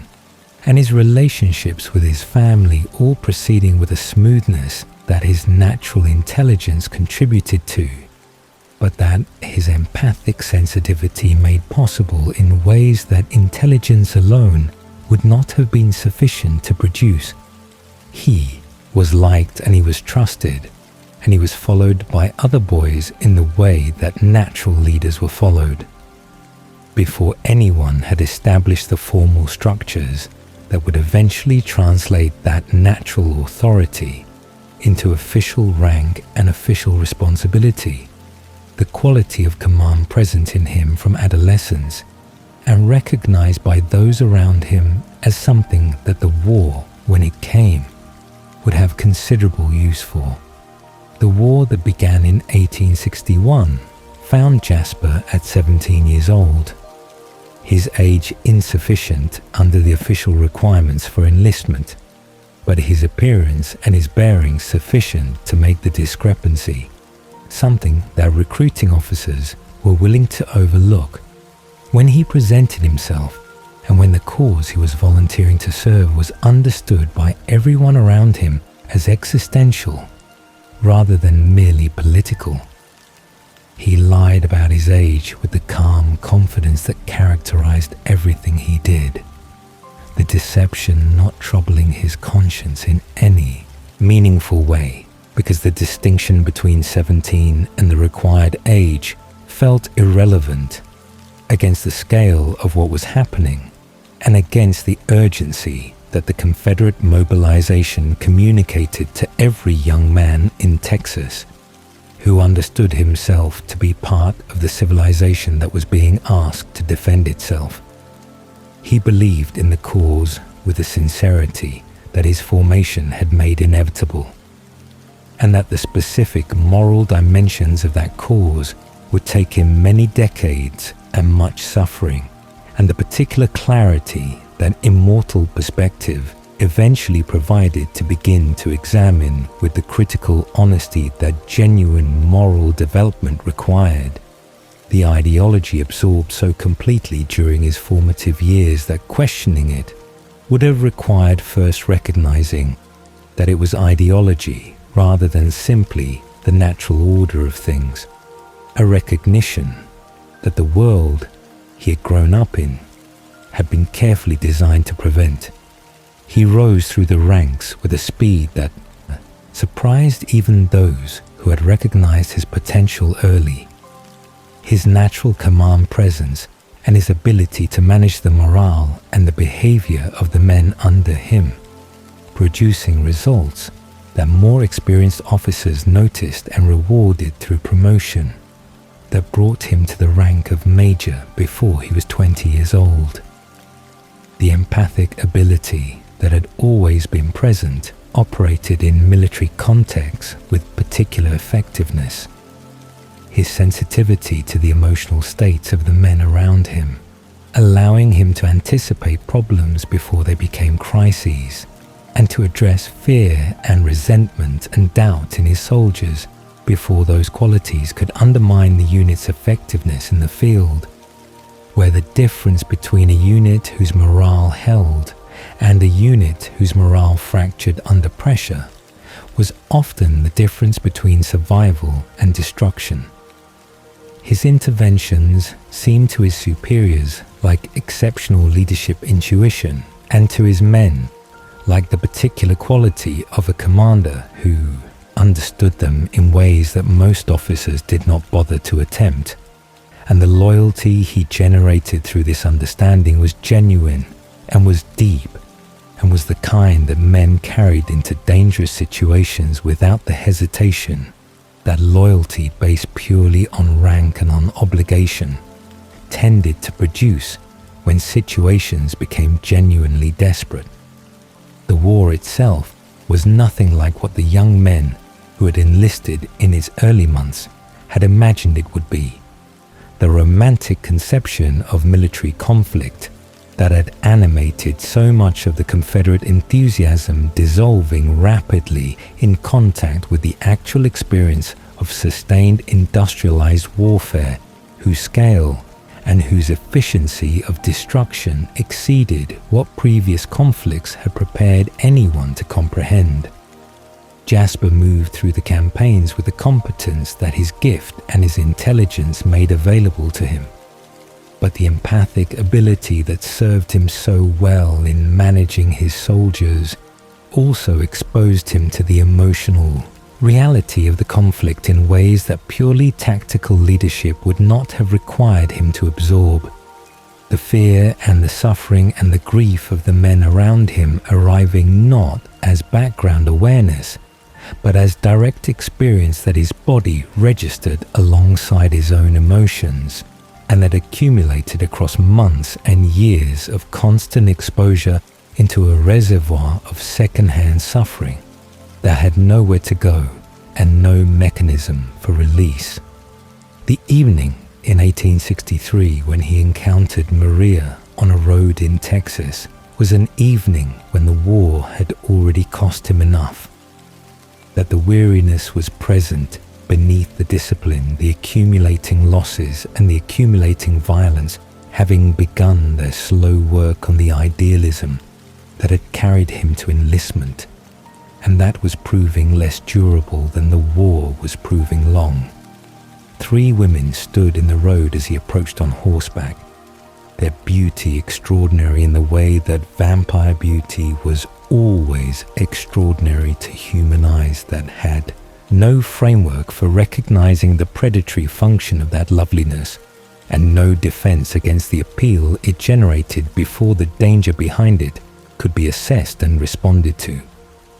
Maria was their leader and their architect,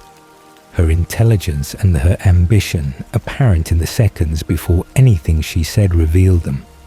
and Jasper's empathic ability told him that what he was feeling from her was neither the distress of civilians requiring assistance, nor the hostility of enemies requiring engagement, but something else entirely, that he did not have the category for and did not have the time to develop a category for before the encounter had already moved past the point where the category would have been useful. Maria's transformation of Jasper was a strategic decision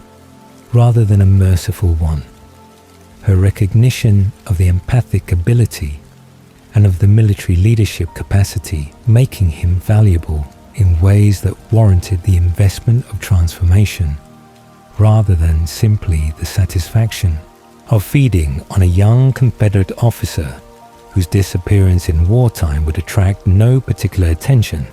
and generate no particular investigation. She bit him with the same calculation with which she made all of her decisions, the 3 days of his burning representing not loss to her, but acquisition, the creation of an asset whose value she had assessed correctly and whose deployment in the Southern Vampire Wars she had been planning, before he had finished dying into what she was making him. He awoke into her army and into her commands and into the permanent conflict that defined the vampire landscape of the American South in the 19th century. The territorial wars over hunting grounds conducted through the creation and the destruction of newborn armies, whose extraordinary strength in their first year made them effective weapons, and whose subsequent decline made them disposable liabilities that their creators eliminated rather than maintained. The Southern Vampire Wars operated on a logic entirely their own, a brutal and self-perpetuating machinery of violence whose internal consistency made it feel inevitable to those caught within it, even when the cost of that consistency was measured in the destruction of dozens of empires across decades of territorial conflict that never fully resolved and never produced the stable outcome that its participants were nominally fighting to achieve. The covens of the American South competed for hunting territory with the same ferocity and the same willingness to commit atrocities that human territorial conflicts produced, and the particular weapon of choice in these conflicts was the newborn army, the transformation of large numbers of humans into vampires, whose first-year strength made them formidable in battle and whose inexperience and instability made them manageable by commanders who knew how to exploit those qualities, rather than being threatened by them. Maria was among the most skilled practitioners of this approach, her tactical intelligence and her ruthlessness combining to make her one of the more successful operators in a landscape where success was measured by survival and by territorial maintenance, rather than by any standard that would have been recognizable outside the specific context of the Southern Vampire Wars. Jasper's role within her operation was to create the armies and to manage them, and ultimately to destroy them when their usefulness had expired. The cycle of transformation and execution forming the rhythm of his existence across the years and decades that followed his own awakening into vampire life. His empathic ability made him uniquely suited to both the creation and the destruction phases of this cycle. His capacity to project calm and compliance into the emotional states of volatile newborns allowing him to manage creatures whose strength exceeded his own, and whose instability made them dangerous to everyone, including the commanders who had created them, and his ability to feel precisely what the newborns were feeling in their final moments, making the executions something that no amount of military discipline could render emotionally neutral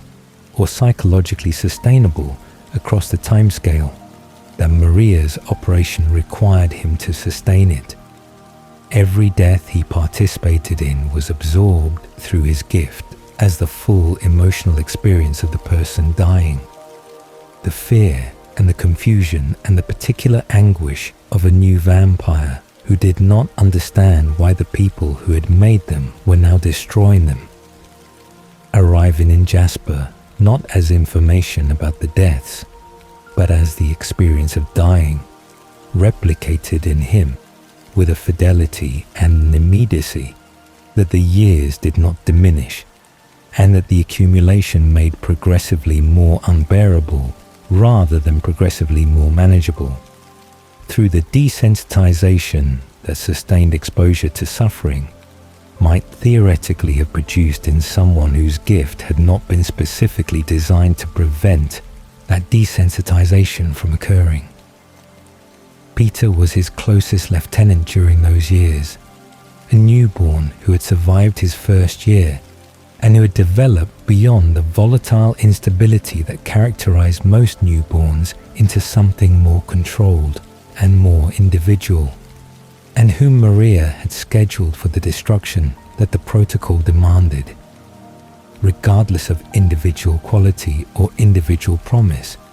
because the protocol did not accommodate exceptions, and because Maria had built her operation on the principle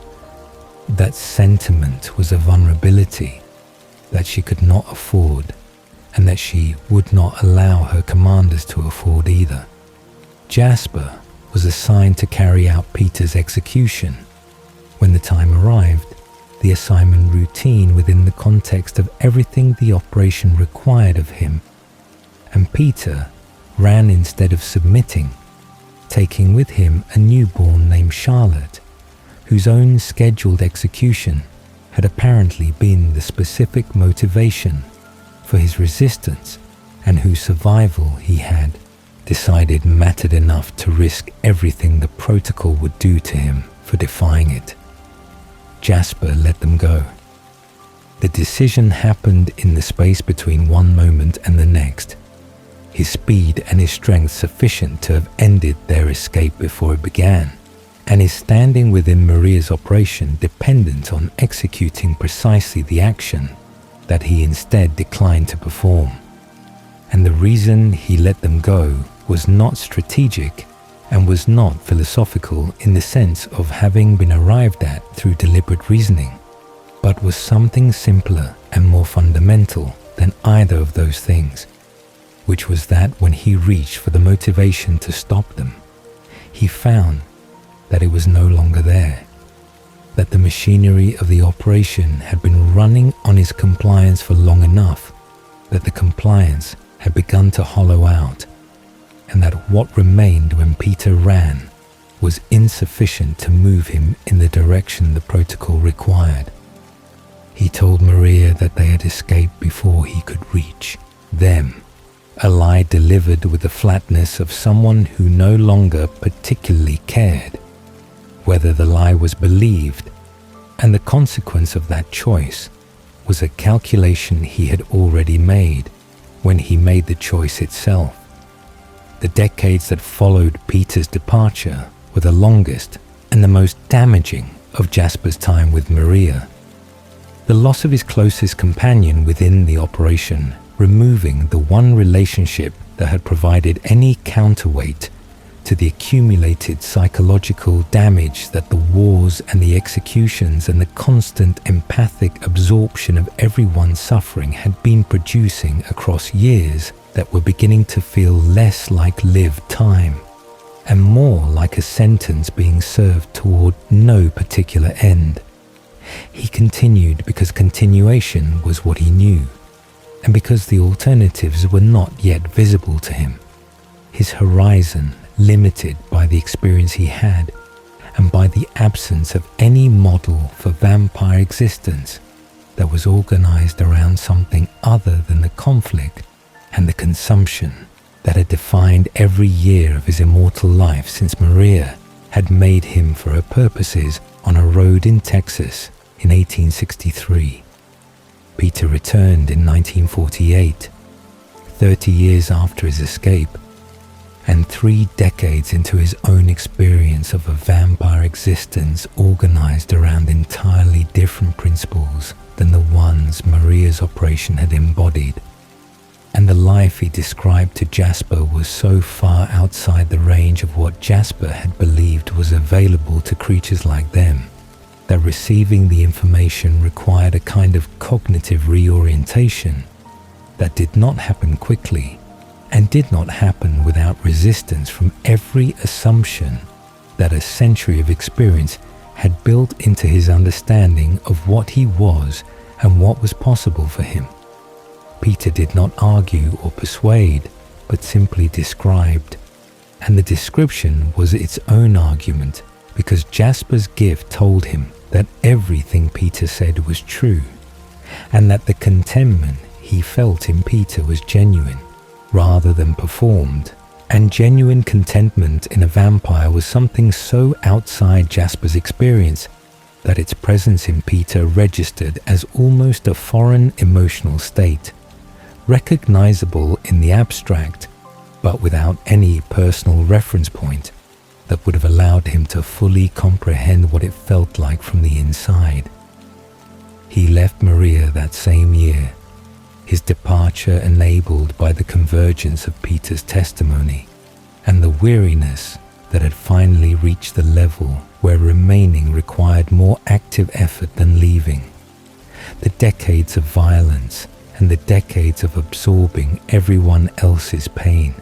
having eroded whatever remained of the loyalty and the discipline and the sense of obligation that had kept him in her service across a span of time that had cost him more than he had understood he was paying, until the accounting became impossible to avoid. He did not feel triumphant when he left, and did not feel free in any simple or uncomplicated sense. The freedom available on the other side of Maria's operation, being the freedom of someone who has put down a weight they have carried so long, that the absence of the weight felt wrong and unfamiliar, rather than immediately relieving, the body and the mind having organized themselves around the burden and requiring time to reorganize around its absence. The years with Peter and Charlotte were genuine improvement and genuine insufficiency simultaneously, their companionship providing the first sustained experience of vampire relationship that was not organized around hierarchy and around the threat of violence, and that allowed something resembling ordinary affection to operate between people who were not required to assess each other primarily as assets or as liabilities to an ongoing military operation. But the feeding remained what it had always been for Jasper, uniquely and specifically costly in ways that Peter and Charlotte's company could not address because they did not share his ability and could not, therefore, share his experience of what the feeding required and what it returned to him in the form of suffering that was not his own, and yet was indistinguishable from his own in the moment of its absorption. He was less damaged with them than he had been with Maria, and he was in yet what he needed to become, and he was somewhere in between those two conditions when Alice walked across a diner in Philadelphia in 1948 and smiled at him before he had given her any reason to smile. She sat across from him and told him she had been waiting, and his gift verified the truth of it completely and without qualification. and the experience of sitting across from someone whose internal emotional reality matched their external presentation exactly, and without any of the gap between surface and depth that his century of empathic observation had taught him to expect in everyone, was disorienting in the specific way that the unexpected removal of a constant irritant was disorienting, the absence calling attention to itself through the relief it produced, and through the recognition that the relief was revealing how much the previous condition had cost. He listened to what she said about where they were going, and he felt in her the certainty that her visions produced, the particular quality of knowing rather than hoping that precognition gave her. And he decided in the way that profoundly tired people sometimes decided things, not through the careful weighing of evidence and alternatives, but through the simple recognition that the direction she was pointing was different from every direction he had been moving in, and that different was enough of a reason when everything familiar had already been fully experienced and had already produced its full yield of suffering. The vegetarian transition was the hardest sustained discipline of his existence, the decades of human feeding having established patterns that intention alone could not overcome, and that required constant active resistance across months and years of effort that his control managed imperfectly, and that his shame about the imperfections made more rather than less difficult. When the failures accumulated, and the gap between who he was trying to become and who his thirst sometimes made him became the source of a private suffering that his gift broadcast into every room he occupied, and that the family he was joining absorbed alongside their acceptance of him as someone whose recovery was ongoing and whose belonging among them was not conditional on the recovery being complete. They knew what he was carrying, and they chose him anyway, each of them, and the choosing was something his empathic ability confirmed beyond the possibility of doubt every time he read the room and found the same genuine welcome that had been present the first day, and that did not diminish across the months and the years that followed. The name they chose was practical before it was anything else. The decision to present themselves to the human world as the Cullen family, rooted in the immediate and recurring necessity of having a coherent explanation for their existence in whatever community they were currently occupying. An explanation that would satisfy the casual inquiries of neighbors and colleagues and school administrators without inviting the deeper scrutiny that inconsistency or vagueness would have generated. Carlisle's surname became the family's shared identity. His established professional presence in whichever town they settled, providing the anchor around which the cover story was constructed. His position as physician giving them a plausible reason for relocation, and giving the community a framework within which a man of his apparent age might reasonably be expected to have accumulated an unusually beautiful and unusually composed family of adopted children whose collective perfection was explained, to those who wondered about it, by the particular quality of household run by someone with both the financial resources and the genuine inclination to give damaged children stability and opportunity. The adoption narrative was carefully maintained and carefully consistent. Carlisle and Esme presented as the parents whose generosity had assembled the family from children whose original circumstances were described vaguely enough to discourage follow-up questions, while providing sufficient emotional texture to make the story feel real rather than constructed. The younger appearing members carried the Cullen name, or in the cases of Rosalie and Jasper, whose physical resemblance to each other was close enough to be useful. The Hale name that created a plausible sibling pair whose blonde coloring and whose aristocratic features could be explained through shared biological origin in ways that reduced the number of separate cover stories requiring maintenance at any given time. The logistics of these identities required ongoing attention and ongoing coordination. Each move to a new location, requiring the construction of new documents and new histories that were detailed enough to withstand the kind of background checking that the internet would eventually make more thorough and more threatening to their continued anonymity, but that in the earlier decades of their family life together required managing primarily through consistency of story and through the social confidence that extraordinarily beautiful people tended to be extended by communities that were inclined to give the benefit of the doubt to those who appeared to belong to the world's more fortunate categories. The vegetarian covenant that Carlisle had developed alone across 2 centuries, and that had eventually become the philosophical foundation of everything the family was and everything it chose to be, was not a rule that he imposed on the members who joined him, but a value that each of them arrived at through their own reasoning and through their own encounter with the question of what kind of creature they were willing to be given. The choice that Carlisle's example demonstrated was genuinely available. He had never demanded it and had never made belonging conditional upon it.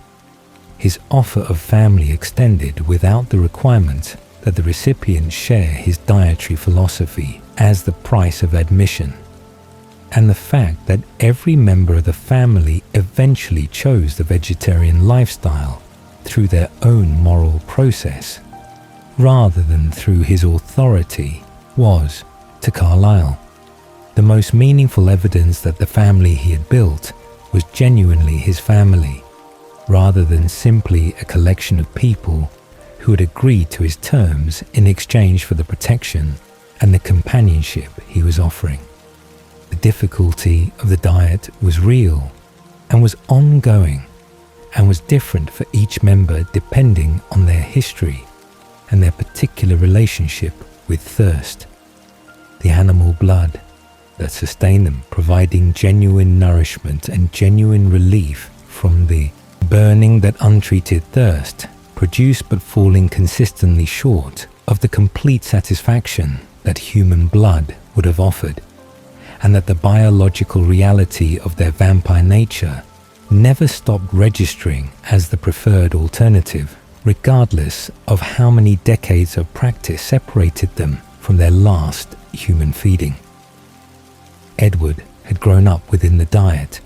and had only his brief rebellious period to compare it against. His return to vegetarianism having been motivated by genuine moral revulsion at what he had done, and by genuine recommitment to the values that Carlisle had modelled. And his relationship with the thirst was difficult, but was managed through the additional buffer that is telepathy provided by making the full humanity of potential victims inescapably present to him in ways that made predatory detachment impossible, and made the cost of feeding on humans feel immediate and personal rather than abstract. Esme experienced the thirst as something she endured through love rather than through discipline, her devotion to Carlisle and to the family providing motivation that made the ongoing effort feel purposeful rather than merely punishing. Rosalie managed it through the same pride that managed everything else in her existence. Her refusal to be defined by her biology, expressing itself as the categorical unwillingness to become something that the men who had destroyed her human life might have used to justify what they had done to her. approached the thirst, as he approached every challenge, as something to be defeated through enthusiasm and through the competitive pleasure of testing himself against a formidable opponent. His relationship with his own vampire nature characterized by the same fundamental enjoyment that colored everything about how he moved through the world. Alice had chosen the diet before she had fully chosen anything else, her visions having shown her the family, and having shown her what the family was before she arrived, and her commitment to it carried the particular certainty of someone acting on knowledge rather than on faith. Jasper's relationship with the diet was the most fraught and the most ongoing. His decades of human feeding and his empathic ability creating a combination of established habit and heightened sensitivity to human emotional states that made the thirst more immediately triggering and more difficult to manage than it was for family members whose histories and whose gifts had not created those specific vulnerabilities. And his struggle was known to everyone and was accommodated by everyone without the judgment or the impatience that his failures might have generated. In a family less committed to the understanding that recovery was not linear and that belonging was not contingent on perfection. What the diet made possible was the life that Carlisle had always wanted, and that none of them could have had through any other means, the ability to exist among humans rather than as predators moving through human populations, to hold jobs and to attend schools, and to form the kind of community connections that gave their cover stories texture and gave their existence the variety and the engagement that purely nomadic predatory vampire life could never have provided. Carlisle's medical career was the most visible expression of this possibility. His centuries of accumulated knowledge and his genuine passion for healing finding outlet in a professional context that placed him at the center of human community in exactly the role that his values made most meaningful. The doctor who saved lives rather than the vampire who ended them, representing the fullest possible expression of the choice he had made in a London cellar 3 centuries before, when he had decided that what he was biologically did not have to determine what he was morally. The pattern of relocation that structured their lives was one of the fundamental rhythms of Cullen family existence, as regular and as unavoidable as the seasons, and as disruptive in his own way as the seasons were to the human communities whose agricultural and social calendars organized themselves around seasonal change. They typically remained in any given location for between 3 and 7 years, depending on how carefully they managed their public exposure and on how quickly the unchanging quality of their appearances began to generate questions that plausible answers could no longer adequately address. The human tendency to notice when people did not age operating on a timeline that their carefulness could extend, but could not indefinitely defer. Each departure required the dissolution of whatever they had built in the community they were leaving. The professional relationships and the school friendships and the neighborhood familiarity that made daily life feel inhabited rather than perform disappearing behind them when they moved. And the loss was real even when it was expected, and even when long. Experience with the pattern had made them efficient at managing the logistics of transition. The emotional cost of permanent impermanence was something each member of the family carried differently, depending on their temperament and their history. The inability to form lasting human connections and to watch the people they had known across a residence period grow and change and age, while they remained static, creating a particular variety of loneliness that was not addressed by the depth of their bonds with each other, even though those bonds were genuine and were sustaining in ways that nothing else available to them could replicate. Esme felt each departure as loss in the specific register of someone whose maternal instincts extended toward every community she had made a home within. The leaving of houses she had designed and decorated and made warm, carrying an emotional weight that the anticipation of the next house and the next community could soften but could not fully prevent. Edward experienced relocation as temporary relief from the claustrophobic proximity of human minds that his telepathy required him to inhabit constantly. The transition period between communities providing a brief reduction in the noise that never entirely ceased before the new community's thoughts filled the space that the previous community had vacated. Rosalie endured the relocations as she endured most aspects of immortal existence, with the competent resentment of someone who had made peace with the unavoidable without having made peace with the fact of its unavoidability.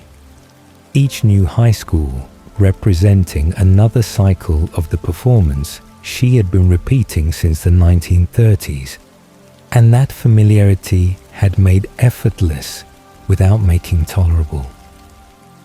The gifts that the younger members of the family possessed were understood by Carlisle through a framework he had developed across centuries of observing vampires and contemplating the relationship between human characteristics and their supernatural amplifications, his theory being that the abilities which manifested after transformation were not random endowments, but were intensifications of qualities the person had possessed as human. The transformation process taking whatever was most essentially present in the individual and magnifying it beyond human parameters into something that operated at a genuinely supernatural level. Edward's sensitivity to other people had become the direct access to their thoughts that his telepathy provided. The barrier between his own inner experience and his perception of others dissolved entirely by a transformation that had taken his empathy and made it literal rather than figurative. Alice's dreaming had become genuine precognition. The visions that had gotten her committed to an asylum revealed as accurate perception of actual futures, rather than as symptoms of the psychological disturbance that the medical framework of her era had been equipped only to diagnose rather than to understand. Jasper's social intelligence and his natural leadership had become the direct emotional perception and manipulation that his empathic ability represented, the skill he had always had at reading and managing people, transformed into something that operated not through observation and inference, but through immediate felt knowledge of what everyone around him was experiencing in any given moment. The family members whose gifts were not catalogued in the supernatural sense were not therefore without what Carlisle considered gifts, only without gifts that operated through mechanisms that could be straightforwardly described as powers in the way that telepathy and precognition could be straightforwardly described as powers. Carlisle's own gift was the compassion that had sustained a vegetarian lifestyle across 3.5 centuries of constant temptation, and that had produced the family itself through the repeated willingness to extend mercy and to offer belonging to the damaged and the lost, the quality that was both most human about him and most remarkable about him operating not as supernatural ability, but as the moral foundation upon which every supernatural ability in the family ultimately rested. Esme's gift was the love she extended without condition and without limit, the maternal warmth that made the houses she decorated into genuine homes, and that made the family she had been given feel like the family she had always deserved. Her capacity for unconditional positive regard creating the emotional environment within which even the most damaged members of the family could eventually begin to function and to heal. Rosalie's gift was the beauty that exceeded even vampire norms and the fierce protectiveness that had driven her to carry Emmett 100 miles, and that would later make her Renesmee's most formidable defender. The survival instinct that had gotten her through the assault and the transformation and the hollow aftermath of revenge, expressing itself as the physical and emotional capability to protect the people she had decided were worth protecting, regardless of the cost. Emmett's gift was the strength that exceeded normal vampire strength, and the emotional resilience that made him the family's counterweight against despair. His capacity for joy,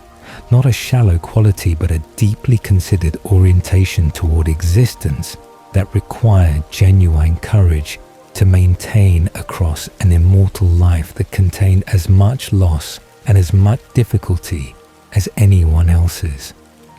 The tensions within the family were genuine and were persistent, and were part of what made them a real family rather than an idealized one.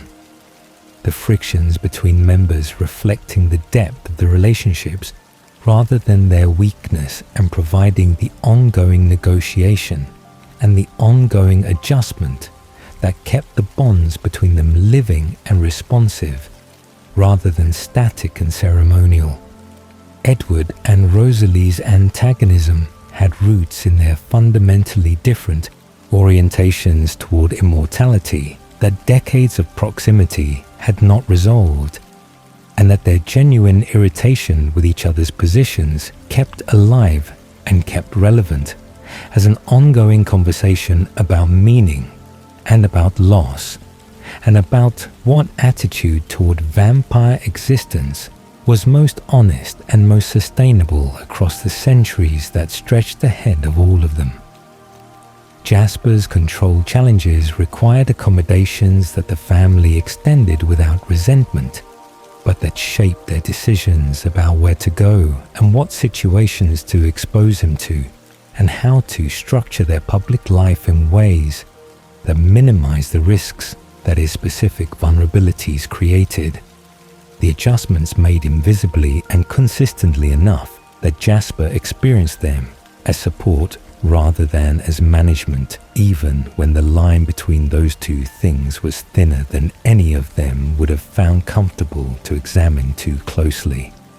Rosalie and Carlisle's relationship carried the complicated freight of her unresolved feelings about his decision to transform her. The gratitude and the resentment occupying the same space within her and expressing themselves alternately, depending on circumstances and on mood, in ways that Carlisle received, with the patience of someone who had accepted long ago that being forgiven completely was not something he was owed, and that the imperfect forgiveness he had been given was more than he had any right to expect, and was sufficient for the family they had managed to build together across the decades that his choice had set in motion. Forks, Washington represented a particular kind of settling in the endless series of relocations that had characterized their family life since the 1930s. The small logging town on the Olympic Peninsula, offering the persistent cloud cover that gave them more freedom of movement than most locations allowed, and offering the isolation and the small population that reduced the complexity of maintaining their cover while still providing Carlisle with hospital access and providing the younger members with the high school enrollment that their cover stories required. They had been in places like Forks before and would have been in places like Forks again, the geography and the demographics familiar enough that settling there in 2003 felt like the resumption of a known pattern, rather than like the beginning of anything genuinely new. The family finding their positions in the small town social landscape with the practiced ease of people who had performed this particular sequence of actions enough times that its individual steps required no conscious attention and could be executed, while whatever genuine attention remained was directed toward each other and toward the interior life of the household that was the only permanent thing about their impermanent existence. What none of them knew when they settled in Forks was that the pattern was about to break in ways that no amount of experience with the pattern could have prepared them for, that the small town would prove to be not another entry in the long catalogue of similar locations they had occupied across decades of relocation, but would instead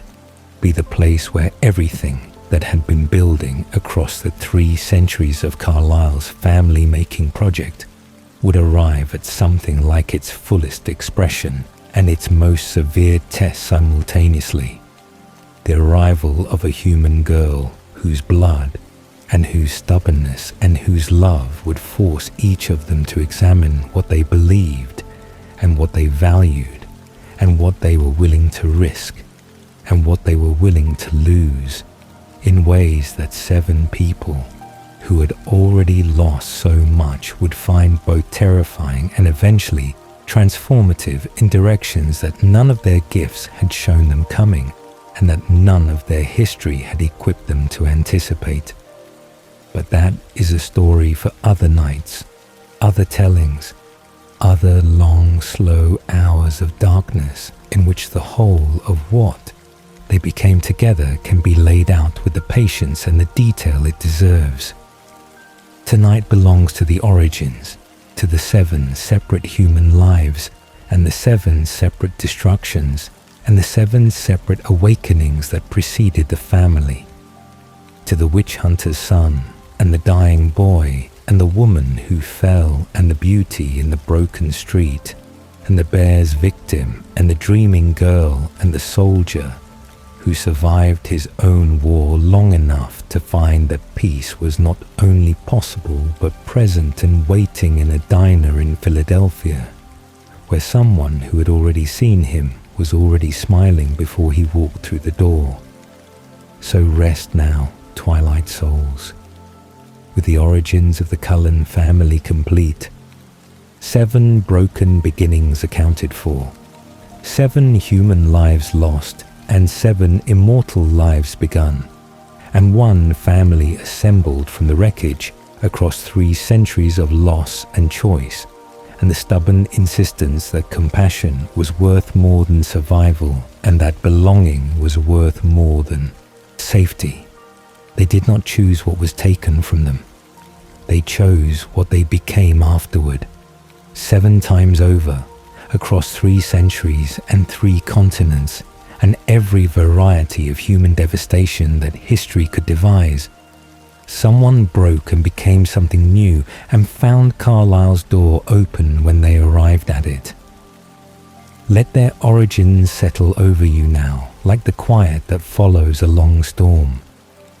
Let the witch hunter's son and the dying boy and the woman who fell and the beauty in the broken street